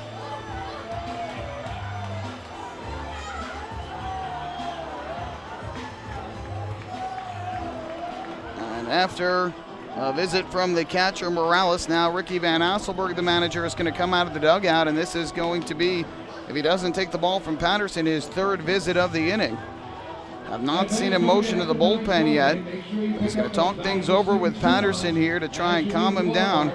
Phelan Lentini, who grounded into a 5-3 double play earlier in the game, back in the 5th. He's 0 for 4 tonight. Van Asselberg will head back to the dugout, so that is his 3rd. Which means that the Bluefish are out of mound visits here in the first 9 innings of the game. Of course, this is the 9th inning, and another visit to Patterson would mean he'd have to come out of the game. But a double, an intentional walk, and a single have loaded up the bases with 1 out. And a fly ball that's deep enough could win the game for the Ducks. And it will be Phelan Lentini to the plate, looking to try and pick up the base hit. Every Duck has reached base tonight, with the exception of him. Had 3 RBIs yesterday, looking for 1 to win the game here. Patterson comes set. First pitch on the way. Lentini will swing and ground it through the left side. A base hit. In to score is Cody Puckett. Phelan Lentini with the waddle-off RBI single. And the Ducks defeat the Bridgeport Bluefish 3-2 and take the series 2 of 3 from their cross-sound rivals. The Ducks are out of the dugout to mob Phelan Lentini out near second base. Did not waste any time, and on the first pitch, grounds a hard single through the left side to score Cody Puckett. And Phelan Lentini, who was 0 for 4 on the night, the only Duck starter who had not reached base, comes through with the clutch game-winning single in the bottom of the ninth. And the Ducks take the series with a 3-2 win over the Bluefish. Don't go anywhere. The post-game show is coming up next. We will recap this game and hand out the Player of the Game award. Ducks 3 and the Bluefish 2. Hey fans, this is closing pitcher Ryan Cushmall, and you're listening to Ducks Baseball on Long Island's home for news, traffic and weather, 103.9 LI News Radio. The results are in. Thousands of PSEG Long Island customers participated in our energy efficiency programs, saving nearly $35 million. Being energy efficient helps our environment too. Together, we've eliminated 21,000 cars worth of emissions in 2014. Thank you, Long Island. We're all making a difference. Discover how we're improving every day to bring you better service at www.psegliny.com/efficiency. Baseball fans, the Long Island Ducks mobile app has officially arrived. Powered by Clear Vision Apps, it's your one-stop shop for all things Ducks baseball. Buy tickets straight from your mobile device. Receive game status updates with push notifications. Check out up-to-the-minute news and scores and interact with the Ducks on social media. Best of all, it's free. Download the Ducks mobile app today by visiting the App Store on your Apple-powered device or Google Play on your Android-powered device. The Long Island Ducks mobile app, with you wherever you flock to.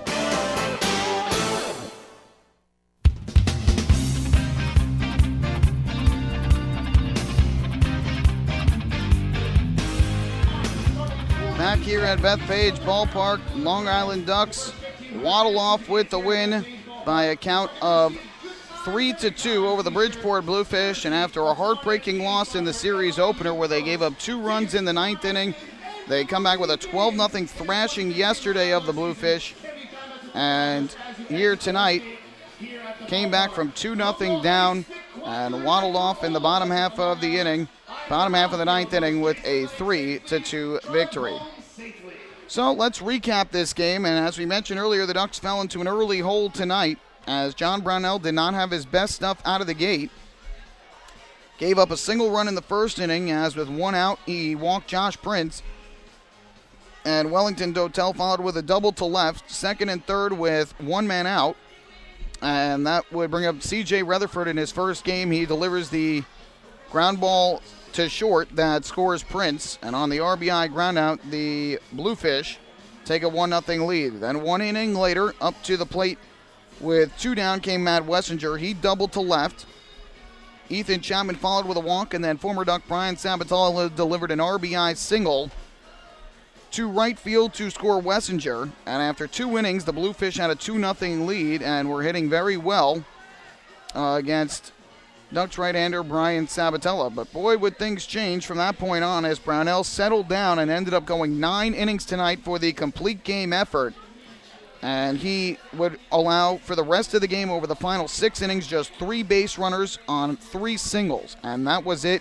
Did not allow a runner to third base for the rest of the game. And so the Ducks pick up the waddle-off 3-2 victory over the Bluefish. The Ducks were able to close to within 1 in the 4th inning against Matt Iannazzo, the starter for the Bridgeport Bluefish, as in the 4th inning, Delta Cleary Jr. walked to start the inning. He would steal second base and then move to third on a flyout by Dan Lyons. Sean Burrows then followed with an RBI double to left. And on the RBI double, a run scores. And that was Cleary Jr. who scored. And the Ducks ended up cutting the deficit to 2-1. And then 2 innings later in the 6th inning, Long Island was able to tie the score after they got a double play ground out with 2 on in that 6th inning when Eric Draxton came into the game.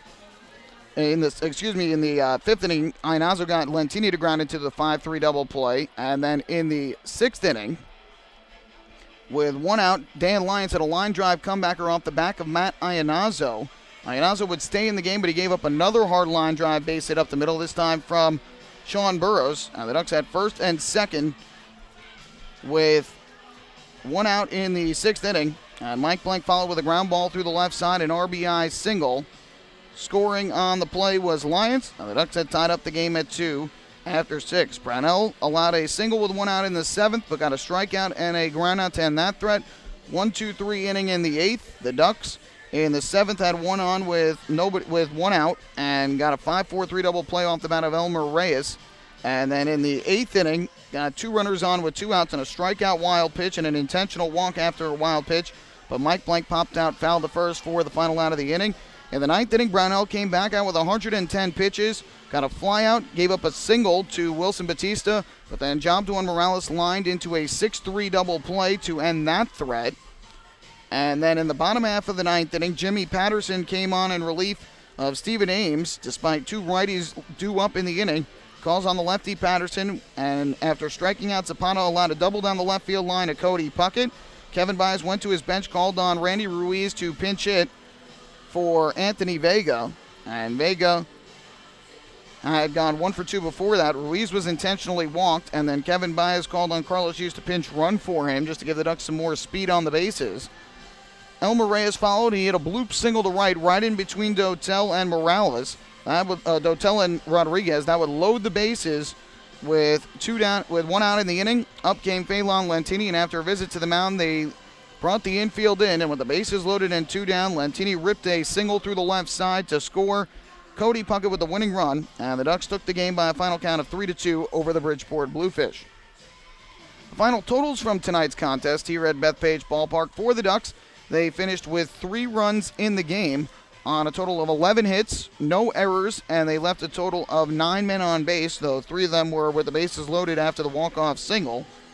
Either way, for the Ducks, 3 straight games against the Bluefish where they get 10 or more hits. For the Bluefish, 2 runs, 6 hits, no errors. They left 5 on base. The winner, John Brownell, who improves to 11-4 on the year, now in sole possession of first place in the Atlantic League in victories this season. Also leads the league in innings pitched and strikeouts. The loser was Jimmy Patterson, who gives up the winning run in the 9th. He falls to 1-1. No save. The game took 2 hours, 33 minutes in front of 4,826 here at Bethpage Ballpark.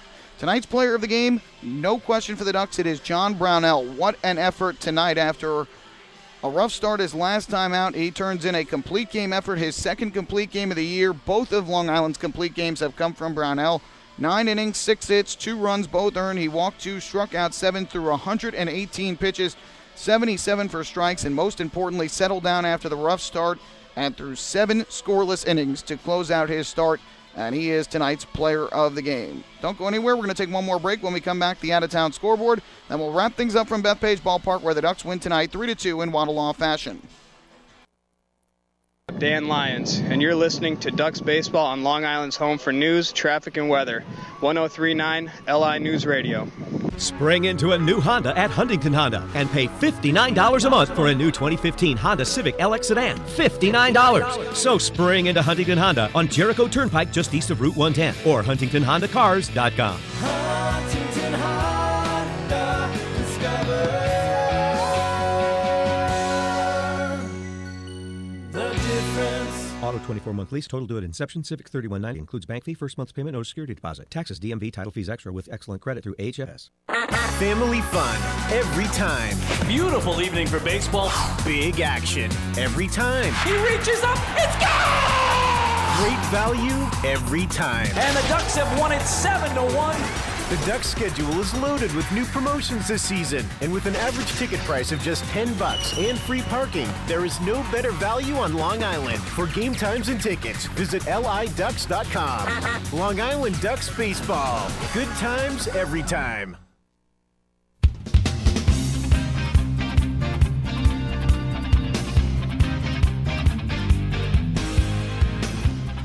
Back at Bethpage Ballpark one final time here tonight, where the Long Island Ducks pick up their 9th waddle-off victory of the season as they take it 3-2 over the Bridgeport Bluefish on Phelan Lantini's bases-loaded single through the left side in the bottom half of the 9th inning. And Long Island takes the series 2 of 3 over the Bridgeport Bluefish, a good way to end their season series in which the Bluefish won the Ferry Cup, going 15-12 against the Ducks. But Long Island gets the last laugh with the win here today, and they improve to 28-25 in the second half. Bridgeport falls to 27-26. So the Ducks now a game ahead of the Bluefish, and pending the outcome in Sugar Land, Texas, if the Patriots win, then the Ducks will remain a game back of the Patriots. The Bluefish will be 2 back. If the Patriots lose, then the Ducks and the Patriots would be tied for first place in the division, while Bridgeport would be 1 back. Bridgeport is now 53-70 on the year. The Ducks 74-49. One final look at the out-of-town scoreboard in Lancaster tonight. It is the Blue Crabs 4, the Barnstormers 3, top half of the 9th inning. Justin Berg started for the Blue Crabs. Orlando Santos is now in. Joe Gardner was the starter for the Barnstormers. Blake Hasselbrock is now in the game. For Southern Maryland, they have picked up 2 RBIs from Craig Maddox, who is 4 for 4. And for the Barnstormers, Ken Mathis is 3 for 4 with an RBI and a run scored. In York, Pennsylvania, the River Sharks maintaining a 4-2 lead over the York Revolution, bottom half of the 8th inning. Telvin Nash is in the game for York after Cody Scarpetta was the starter. For Camden, Bill Murphy got the start. Rob Bryson is now in. Camden with 2 RBIs from Carlos Guzman, 1 from Zach McPhee. And York has RBIs from Andres Perez and Telvin Nash. Josh Judy is now pitching, not Telvin Nash. And it is still 4-0 the Patriots over the Skeeters, top of the 5th inning down in Sugar Land, Texas. The starter for the Patriots, Matt Zielinski, is pitching well thus far. Josh Gear, not the same case for Sugar Land. He's allowed 4 runs in 5 innings. For Somerset, there are RBIs coming from Robert Andino, who has driven in 2, and 1 from Nate Spears, who also has 2 hits. So Somerset trying to maintain their lead in the Liberty Division standings in the second half by a game over the Ducks. And they lead at 4-0, top of the 5th. Preseason football, final week of preseason. The Jets lead at 24-12 in the 4th quarter over the Eagles at MetLife Stadium. Matt Flynn with 2 touchdown passes. Darrell Richardson has a touchdown run. Nick Folk has kicked a field goal as well. And it is 24-12 Jets over the Eagles. The Giants in action up in New England against the Patriots. They're all tied up at 6th. And the 3rd quarter, Chris Boswell for the Giants, Stephen Gostkowski for the Patriots have each kicked 2 field goals. And college football action beginning today. NCAA football. Stony Brook was in action out in Toledo today. And trying to get an update on that. The last we checked, it was 7-3 in favor of Stony Brook. And trying to get an update here. Having some trouble here with the internet. But either way, it was 7-3 Stony Brook the last we checked in Toledo. So that'll do it for the out-of-town scoreboard. The Ducks will continue their homestand tomorrow when they will take on the members of the Freedom Division, the Southern Maryland Blue Crabs. And for the Ducks, it will be right-hander Bobby Blevins taking the mound, coming off of an 8-inning effort when he allowed just 3 runs and got a win in Southern Maryland last weekend, I should say. On the year, he is 3-4 with a 4.26 ERA. Southern Maryland has not given us the starter just yet, but the Ducks will be trying to win their 3rd straight game as they take on the Blue Crabs tomorrow in the opener of a 4-game Labor Day weekend series. That will do it for us here at Bethpage Ballpark on this Thursday night. Once again, the final score in waddle-off fashion. The Ducks defeated the Bluefish 3-2 in their final regular season meeting of 2015. A big thank you goes out to our engineer back in our Ronkonkoma studios, Zach Johnston, pushing all the buttons, doing a great job as always. We invite you to join us for our next Ducks broadcast, which will be tomorrow night when the Ducks and the Blue Crabs, open up a 4-game series here at Bethpage Ballpark. Pregame show begins at 6:20, first pitch 6:35. You can follow all the action on the Ducks flagship radio station, 103.9 FM LI News Radio, and online as well on the Ducks official YouTube channel, youtube.com/DucksBaseball. My name is Michael Pollock. Thank you so much for spending your Thursday night with me. Hope you enjoyed the broadcast and the walk-off victory. Have a great rest of your Thursday night. We will